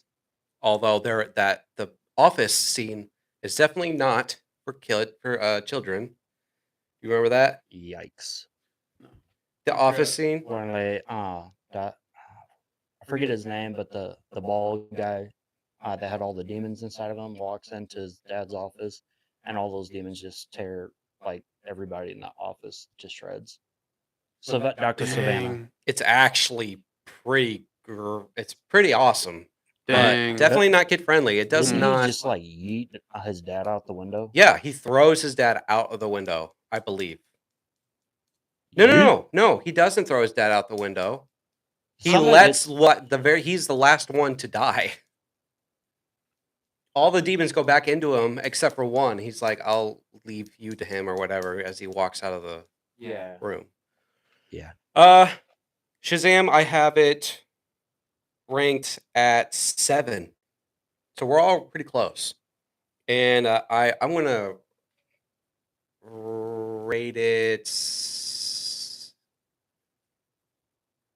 a 7 out of 10, only because the Superman cameo wasn't Henry Cavill. It was a different guy in the Superman suit. That's disrespectful.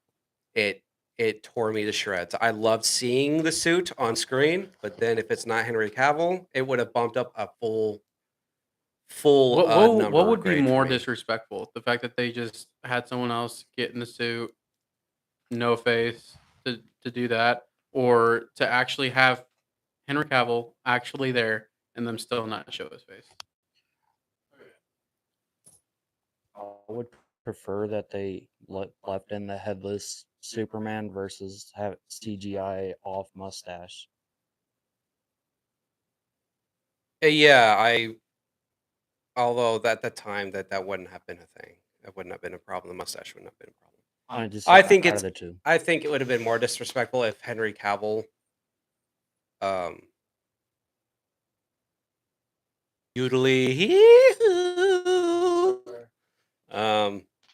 think it would have been more disrespectful if Henry Cavill was there and they didn't show his face, but they would never do that. So I do think what they did it's way more disrespectful, and I think it was a money thing too, where like Henry Cavill wanted so much and they didn't want to pay it. I think it was that. I don't really know. I think part of it was James Wan had his hand in the cookie jar and had a big say at the time, James Wan. or whatever. It was some like one of the head people over at Warner Brothers that essentially that's why Zack Snyder had trouble getting out the Snyder cut. It was It's Walter Hamada. yeah, that fucker. That stupid ass son of Not a not the bitch. horror guy. My bad. I lost my train of thought. Yeah, no. But yeah, it would rank up another rating for me if Henry Cavill was there, but he wasn't. So why put Superman in there anyways if you can't get Henry Cavill? So that's like that right there is just like the number one. Like Warner Brothers just wants to make the money. They don't want to. There's no passion into this stuff. I wish they would have sold the rights to DC to somewhere else. I'm not gonna lie. All right, so our next film up was it Birds of Prey? God. I think it was Birds of Prey is next up. Either that or Wonder Woman 2. You could check. For time's sake, let's just do Birds of Prey. Yeah, let's just And do then- that first. I think it was Birds of Prey. I don't have though. an opinion on this film. I didn't watch it. Okay, Birds of Prey. Chris, go for it. Go to say what you need to say. I've seen it a few times. God. I like that they tried to do a Harley Quinn movie. I hated the way they did almost every character in that movie. I love that they introduced one of the hyenas from the comic. That was cool, yeah. I would give that movie 3 out of 10, and then probably place that at number 10 on my list. Is your mic on? Yeah. Okay. Go ahead and talk into it again. Hello. Okay, never mind. I wasn't seeing the bar go. Okay, well, I have very small thoughts on Birds of Prey. I've only seen it a few times. It's one of the few movies I don't own. I love Black Mask. I like Ewan McGregor's Black Mask. Sorry, I forgot to mention that. He's very good in this film. I do think Margot Robbie still kills it as Harley Quinn. I think she is a massive highlight in the DCEU as Harley Quinn. I don't think I liked anybody else. Hyena was cool. And that's really all I have to say about Birds of Prey. I have that ranked 10 on my list. It's weird. And I am going to rate that like a 6 out of 10 because I still think your villain is good. Harley Quinn is still good as Margot Robbie is still really, really good as Harley Quinn. So if those two things are working in this film, then it's at least a 6 out of 10 for me. At least.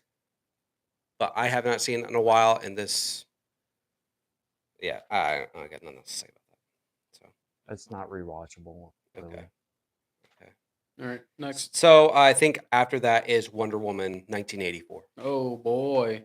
So I'm going to start off here real quick. Wonder Woman 1984. Some writer changes from the first film. What's her name?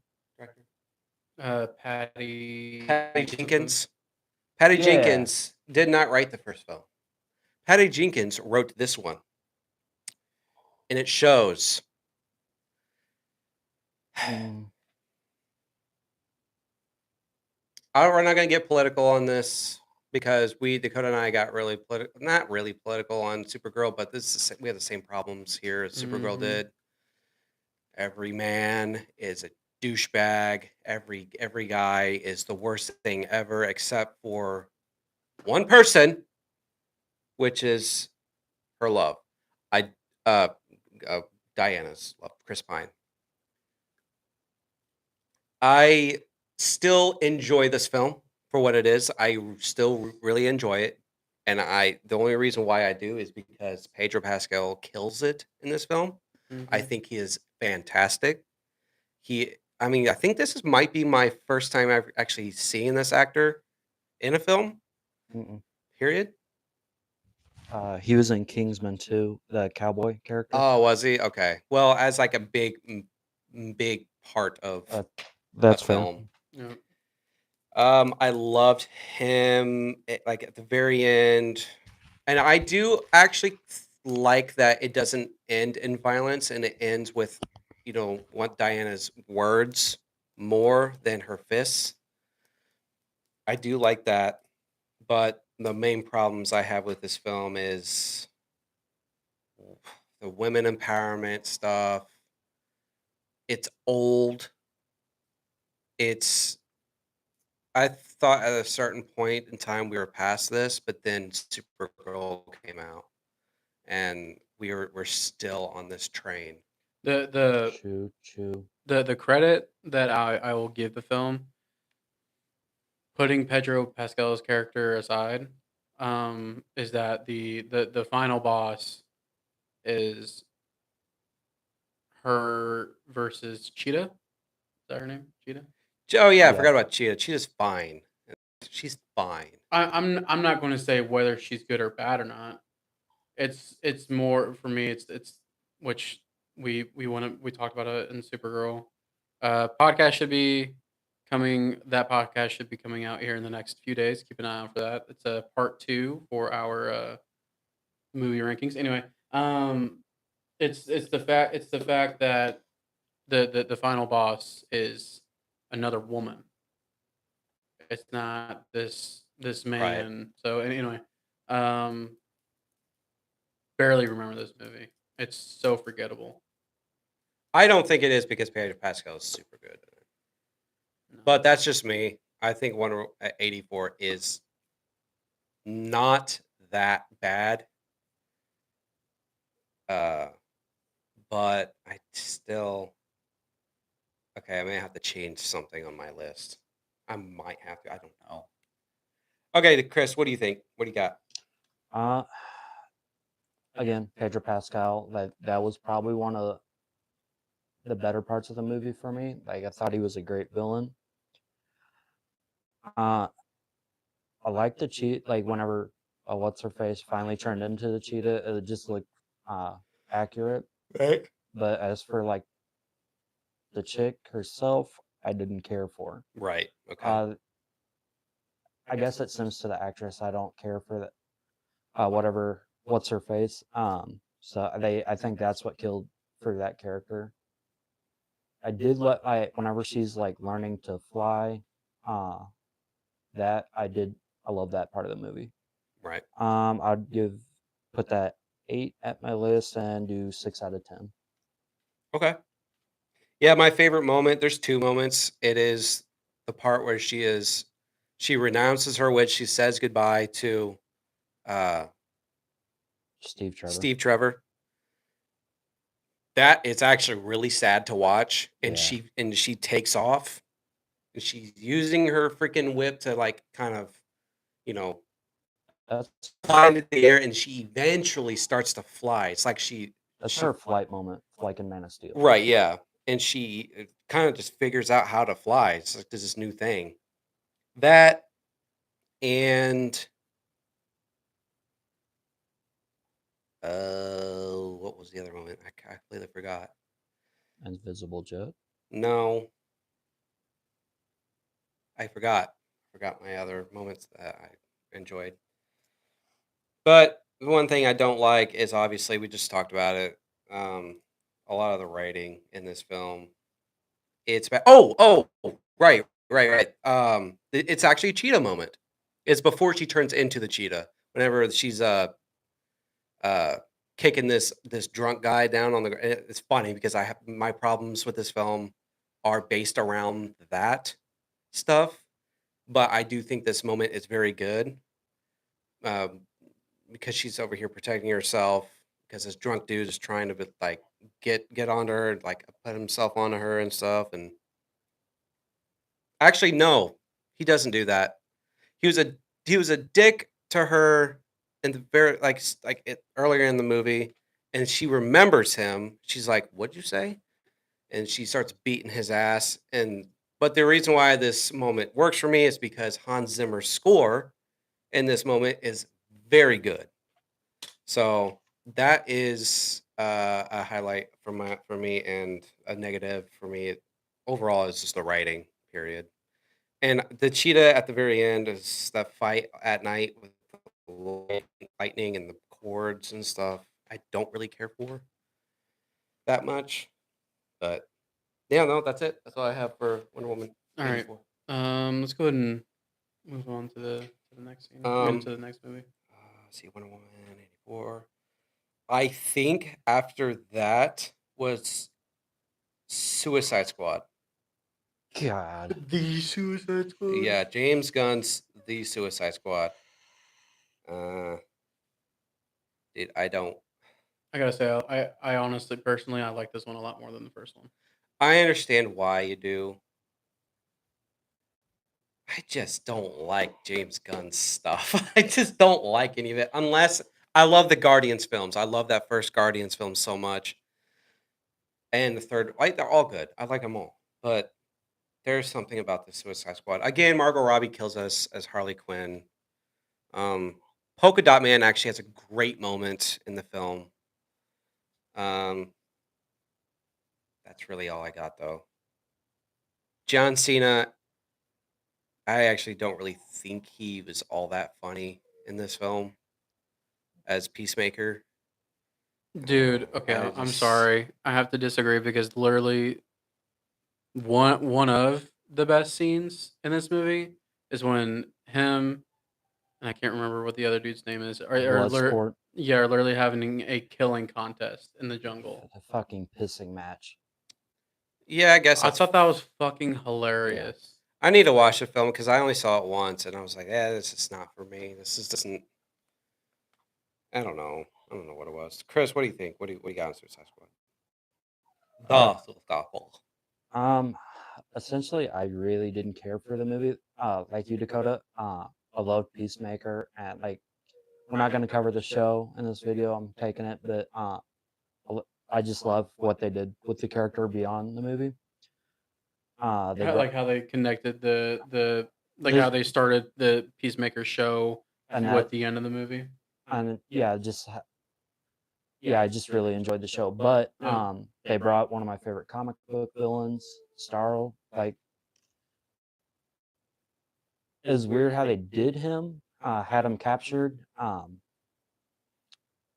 don't like how they replaced Deadshot with Bloodsport, but Idris Elba, he fucking killed it as Bloodsport. Mhm. I would probably put that number 13 on my list, and I give it 2 out of 10. Okay. Yeah, I have the Suicide Squad at 12 for me, and I give it at the most a 5 out of 10 because it's still like a competently made good.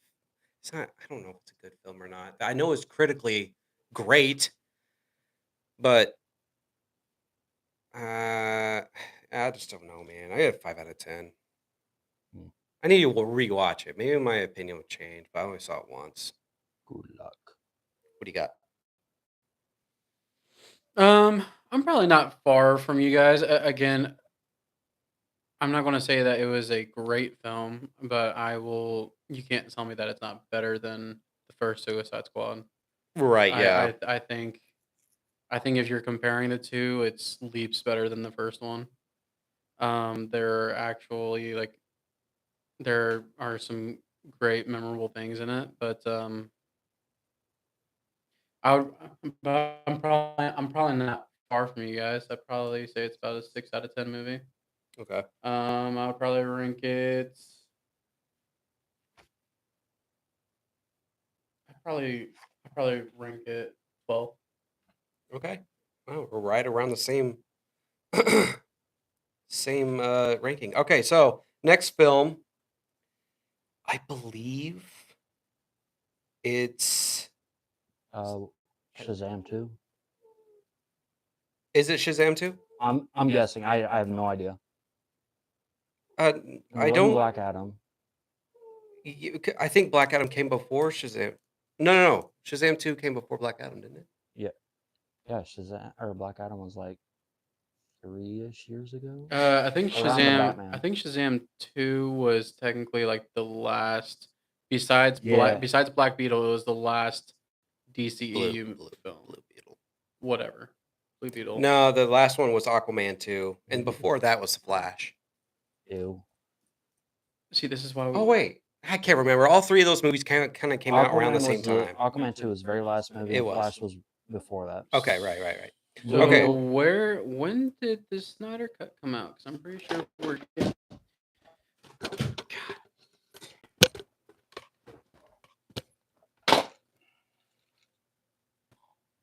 Sorry about that, folks. That's awesome. That's crazy. Gee, you're about to do it again. And we're still live. Yeah, Dakota accidentally hit the cord. All right. Yeah, Snyder Cut, I think, would be next. Yeah. All right.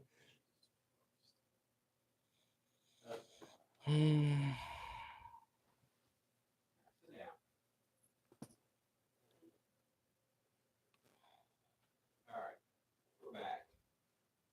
We're back full swing. Okay. So I think let's just talk about Snyder Cut. Because Snyder Cut came out, and finally, the voice of the voice has been heard around the world for this movie to come out. Yep. And Zack Snyder's Justice League, absolutely phenomenal film. Mid. Absolutely phenomenal film. Where were you guys when it came out? Right downstairs. A day later, because somebody wanted to wait a day later. Some bitch. Huh? He wanted to wait a day to watch it. Who? There's a reason for it, though. I think it was. I think there was a reason. I think for it. Caitlin wasn't off the first day, and it was just revolved around everyone. What the? Yeah, Caitlin Rainwater.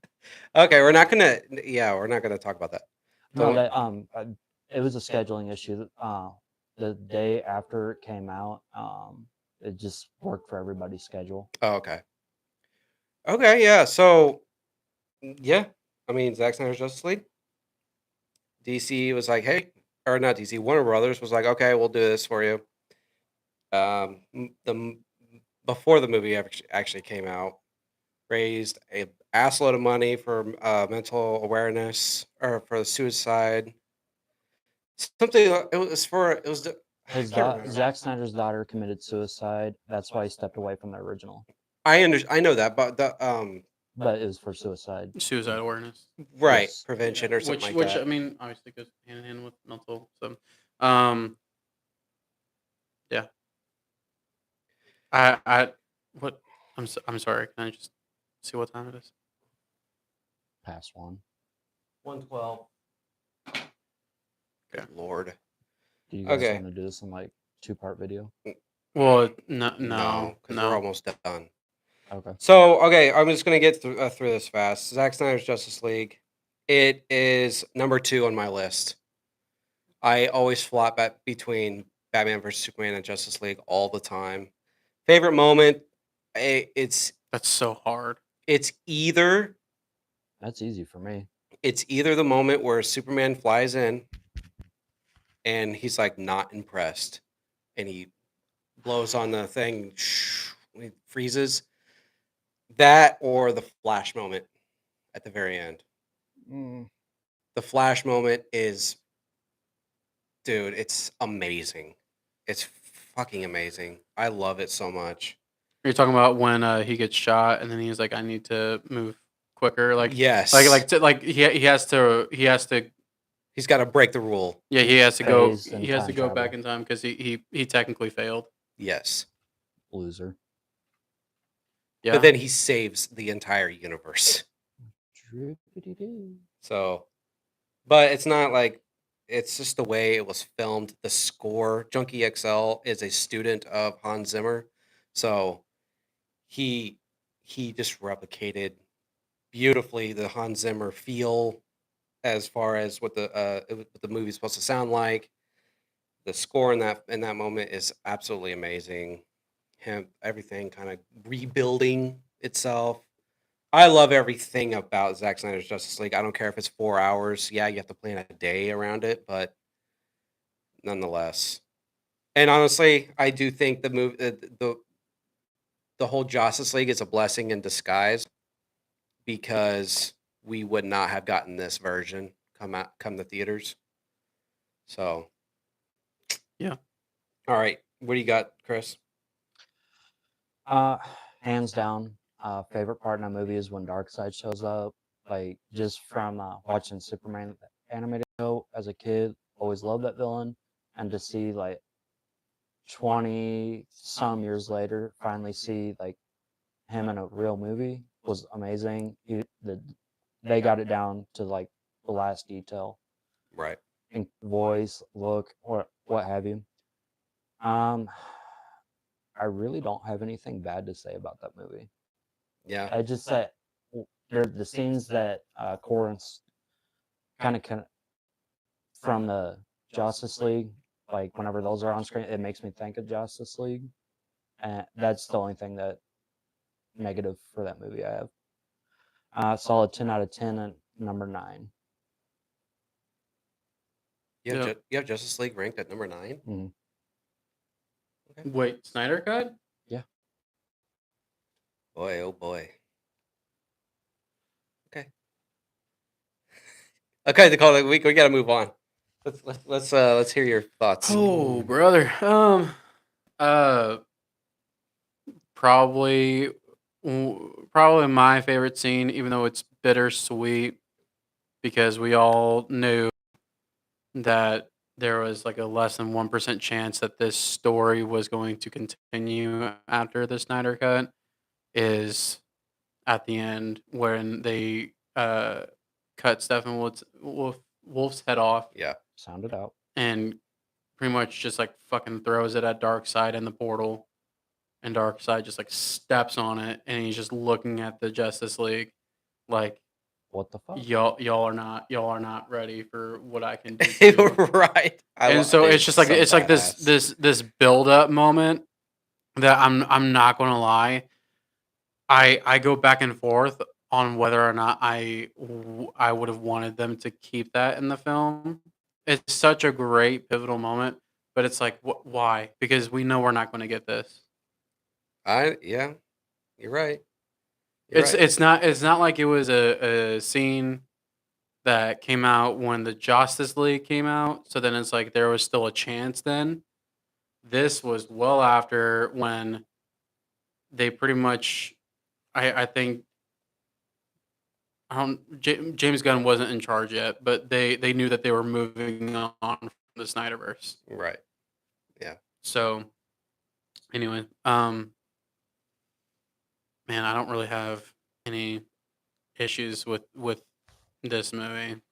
I think even though it's a 4-hour movie, the way that they cut the movie, it gives you the opportunity to split it and treat it as a 4-episode series, hmm or even just split it in half. Because actually, I think that's what I had to do. I didn't watch the entire thing with you guys. I watched about Yeah, you halfway through, left. and then I had to leave. Yeah. So, and then I watched the rest of it the next day. So, it's a great film, great movie. Um, isn't it in like that 4:3? Aspect ratio. Yeah. Yeah. So I guess that's probably the thing I would change. Yeah. That's Okay. that's it. Okay. Well, Oh, what do you got it ranked and rated? Oh, it's number 2 for me. And what do you got it rated? Rated probably 9, 9 out of 10. Okay. can I have one last thing? What? What's up? Just the like the apocalyptic scene at the very end. Oh, the epilogue. Yeah, between like the only time we're ever gonna see that Joker and that Batman together. It's absolutely fantastic. The dialogue between them two is is fucking beautiful. absolutely fantastic. There is more history there with them two as Batman and Joker than we have in any other adaptation This is, other than the Batman animated series yeah, and this like is the comics and first stuff. live action that they've had history. And just the How do the y'all feel dialogue, about dude. even though it's like depending on who you're asking, it can you get it in BVS to where he's like, "Oh shit." Like whenever Doomsday is looking at him. How do y'all feel about Batman cussing? I'm for it. I'm for it too. I'm all for it. Yeah, I Just mean, because When he like drops the F bomb, he's like, "I will fucking kill you." And I was like, yeah, dude, it's so good. that scene happened before the apocalyptic scene in BVS. Yeah, You'll like if you rewatch BVS when all those parademons show up, Mhm. he has that Joker card, like already taped, taped to like his gun or whatever, and go fast forward to Justice League. Joker's giving him that card in that scene, saying, "If you tear this up, like yada yada yada." yeah. Here's a card. This is like if you tear this card or whatever, our deal is broken. For some reason, they need the Joker in this world and stuff. And I think it's I a win-win love situation. that all the villains are teaming up with the heroes. That's so fucking cool, dude. Fucking death! Like finally, like we get a full-on scene with Deathstroke, just not some 30, 45-second scene with him talking to Lex. Yeah. Love the Mohawk. And all that Yeah. was filmed. That was all added stuff. Wasn't Mhm. it in his Like driveway? all of this was like, it was filmed like in his backyard and shit like that. It's crazy. Whoa. Martian Manhunter too. The fact, yeah. But again, it's just it's like extremely bittersweet because you're adding all this shit, but nothing is going to come from it. Dakota. Yeah. Happy 4th, boys. Dakota. No promises, Bubba. You be safe.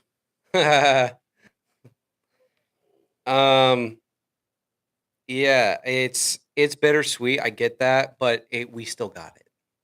And Zach was like, I wanted Jared Leto in this movie because I wanted to get these two guys together at least once. Zach cares about his fans. Yes. That's like No, important. and it's not even necessarily. Again, it's just that's just me as a fan. Obviously, you love seeing that stuff because, like, watching the Justice League. Yeah, grab that behind you. Which Yeah. one? The Joker, my custom. See, look at this. Watching this shit's the- custom. You can't buy this. I made this. Can I buy that That's from you? wild, isn't it? That's crazy. I fucking love this thing, dude. Do better. Anyway, sorry. I wish we had more. So I'm sorry, guys. I have a wedding to go to, so that's why I'm kind of rushing us because I want to spend more time talking about this movie because I really loved it. So Yeah. but unfortunately, we have to move on. So Okay. Yeah, Justice League 2, I rank it 2, and I think it is, under the circumstances, it's a 10 out of 10 for me as well. mhm. All right. So next we have Black Adam. Black Adam. We have Black Adam. What are your quick thoughts on Black Adam? Oh, sorry. Go ahead, Chris. Oh no, like I've been thinking about this since we started. One thing that I loved about Black Adam, as the movie as a whole, I didn't care for, um, is they use different mythologies for Black Adam and Shazam. Like the gods for Shazam, where he gets his powers, are Greek, and I think Black Adam his are Egyptian. Yeah. And like the lightning, Black Adam's yellow, Shazam's is blue. And it's just the small details like that I enjoyed about the movie. The story itself, yeah, I didn't. It's kind of meh. Yeah. Like It's like the fish out of water thing, but they just took it took too long for them, like 10 some years for them to get their shit together and make the movie. Mhm. that is true. Yeah. Long, long, long, long Justice time. Society, fucking brilliant. Yeah. I'd never seen any. I forget the Hawkman actor's name. I didn't know that. I didn't think I was going to enjoy it that much, but that was a high point. Mhm. Pierce Bronson as Dr. Fate, phenomenal. Mhm.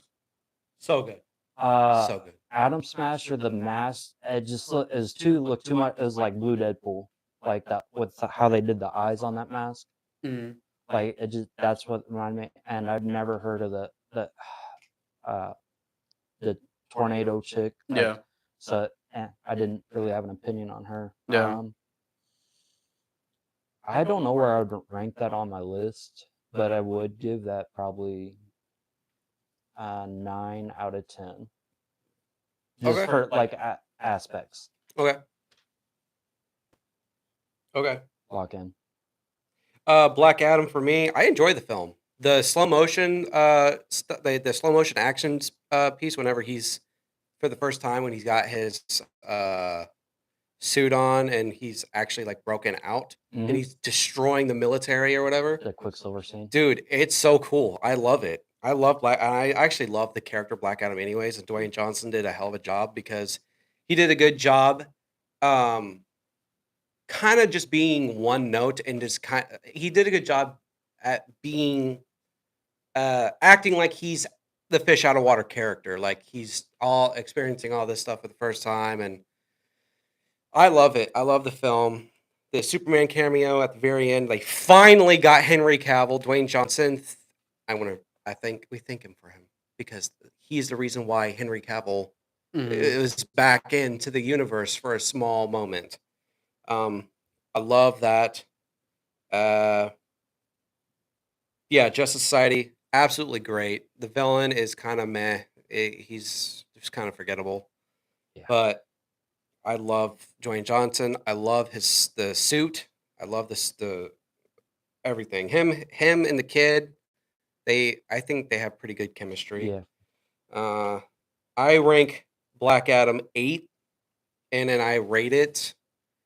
I want to say like a 7 out of 10. I think it's an enjoyable time. I don't think it's boring. I don't think it's bad. I think it's a very enjoyable time. All right. Yeah. I liked it. Besides the fact that is Black Adam supposed to be? Is he supposed to be like an actual villain? Yeah. He's basically the reverse Shazam. Right.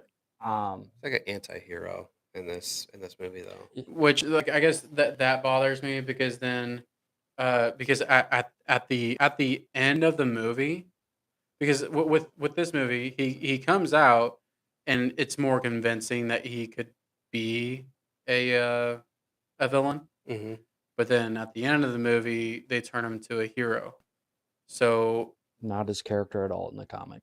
So then it's just like, okay, what are we doing with this in the future then?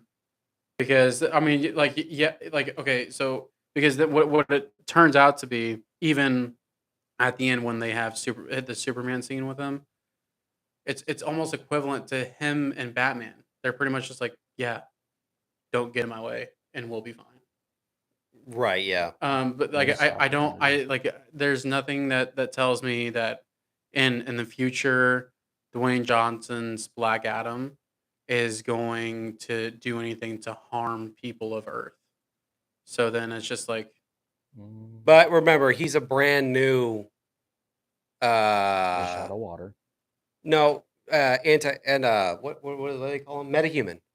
He's like a pretty much a brand new metahuman that is as strong as Superman. And it's in the dialogue with Superman. He's like, nobody, what was it? Something along the lines of, uh, "There's nobody on this planet that's as strong as you." And then Amanda Waller's like, "Well, luckily I know people from other worlds." And then that's when he did the little zappy thing to the drone. No, I'm talking about Superman's dialogue. Oh yeah, my bad. It's been a while since someone's made the world this nervous. Black Adam, we should talk. Yeah, yeah, it's in the dialogue. Like, so I don't know. The reason why Matt she wanted him to stay there. She didn't want him going anywhere else except for that staying there in that town. I understand that. I actually forgot the whole fucking point of why I'm saying this right now. you're Metahuman.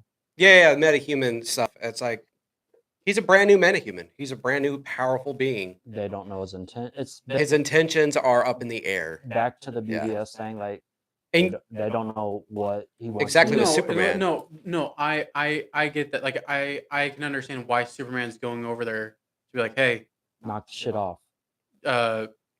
whatever. Like, we need to be clear on what's going on here. I'm not arguing against that. It's more of, if you're trying to stay at least somewhat true to what the comics are, to where he is a villain in the comics. Mhm.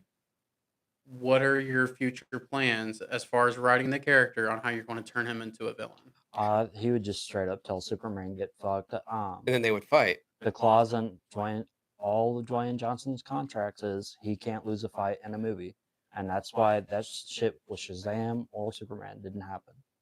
I didn't know that. Yeah, that don't get me started on Dwayne Johnson. Okay, well, let's move on. I don't know if that's technically correct, because in the Smashing Machine he loses a lot. So, That is true. anyway, okay. So Black Adam, yep, he is 7 on my list, 7 out of 10. He's ranked 8th on my list, and it's around 7 out of 10. It's super enjoyable. I love it. I thought probably 6.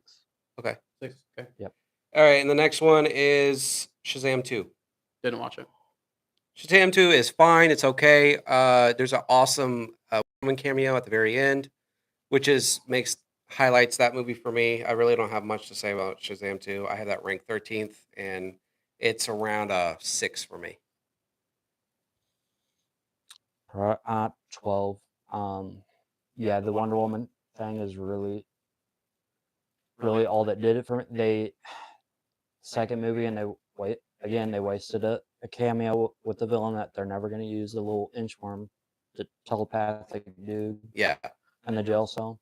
So that 2 movies completely wasted. 7 out of 10.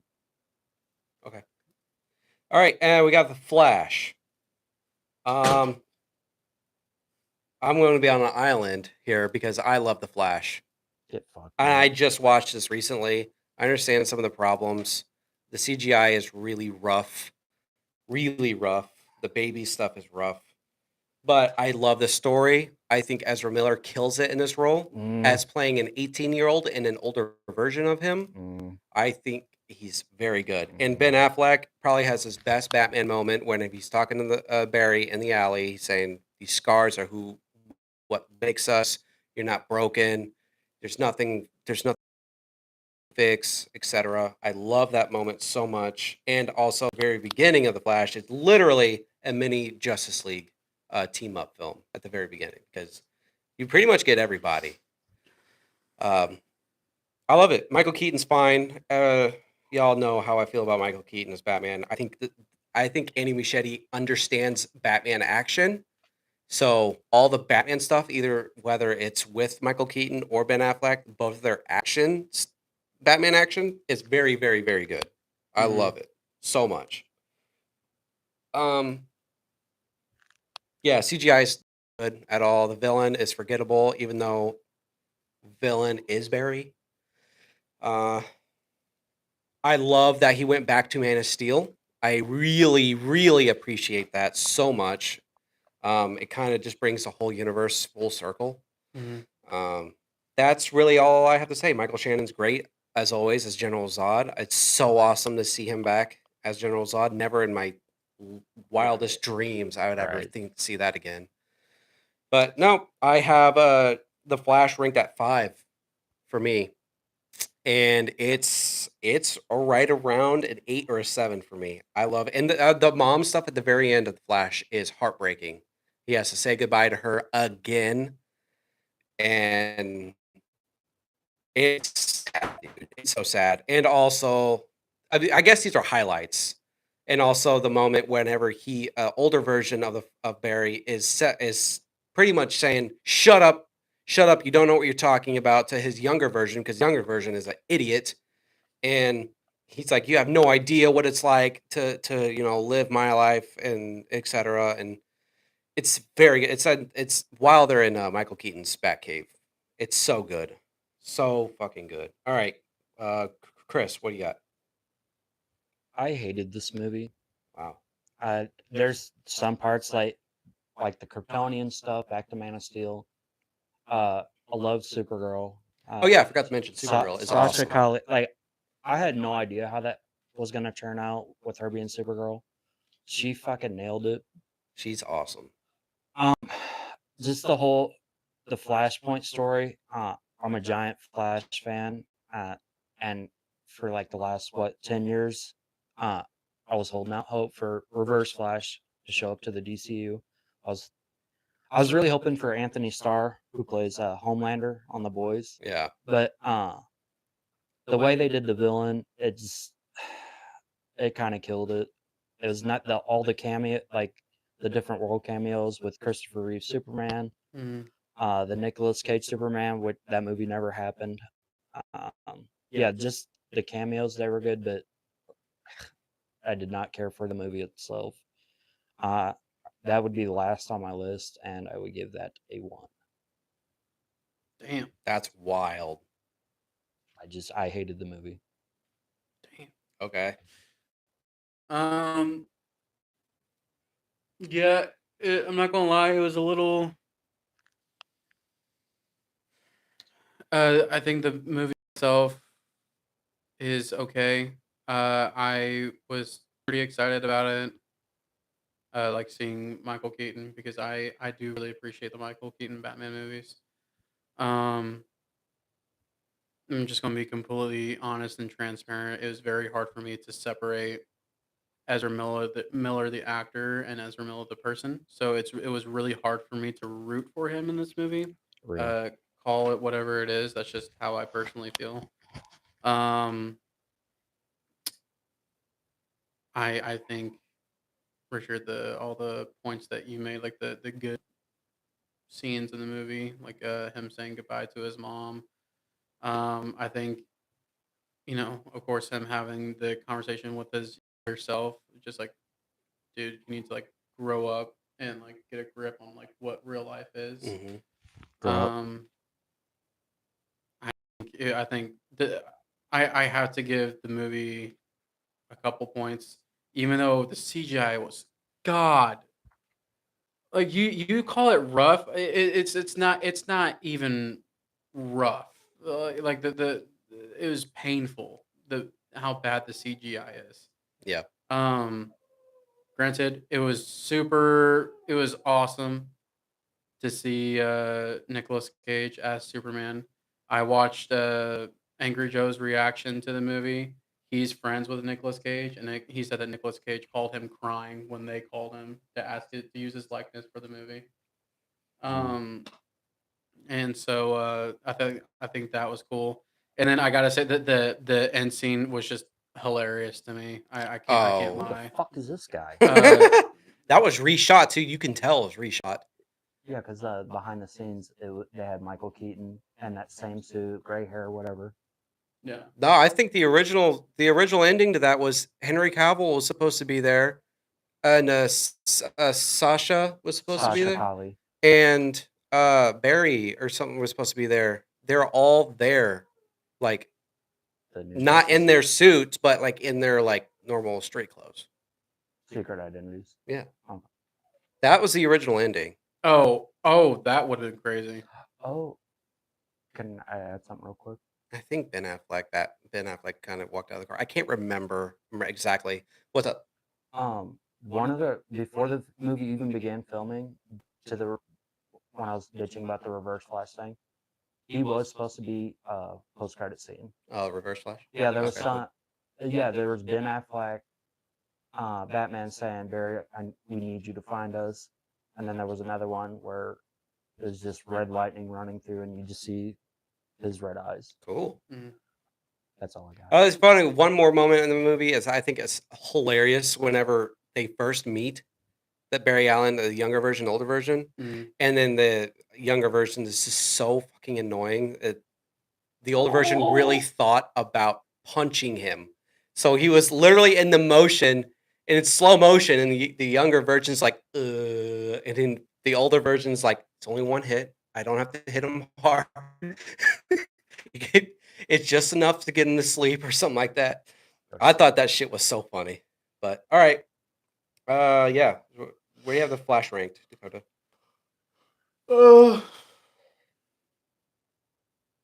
I probably have it at 8. Okay, that's fair. Alright. And then Aquaman 2. Aquaman 2 is fine. I didn't see it. It's fine. It is ranked number 14. He's the only one that can comment. I haven't watched it either. It's a 6 out of 10.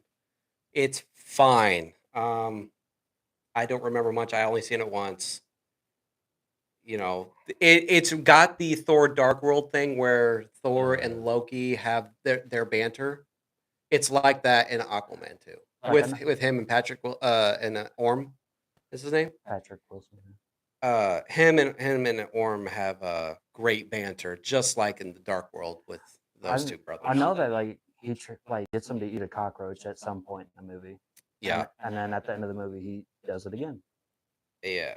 I think that's really the highlight of the film. I got nothing else to say. It's a 6 out of 10. It's my 14th out of. It's literally just right under the Justice League for me.